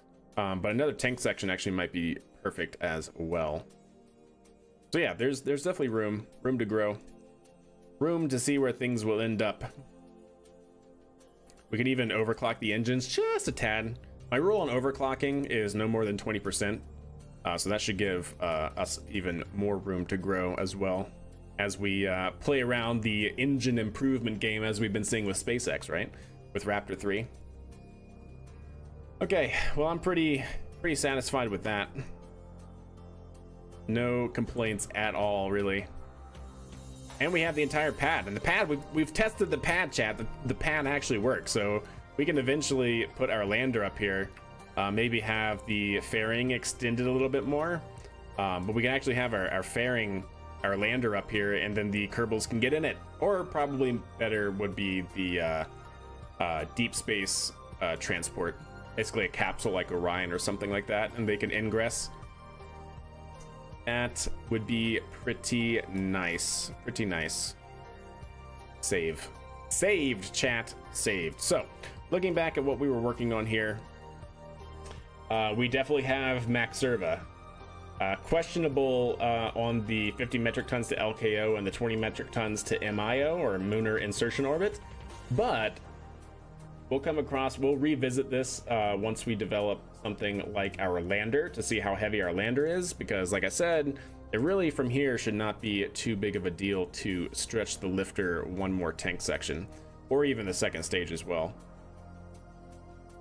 So good deal. But anyways, chat, that is going to have to do it for me this evening. It's 11.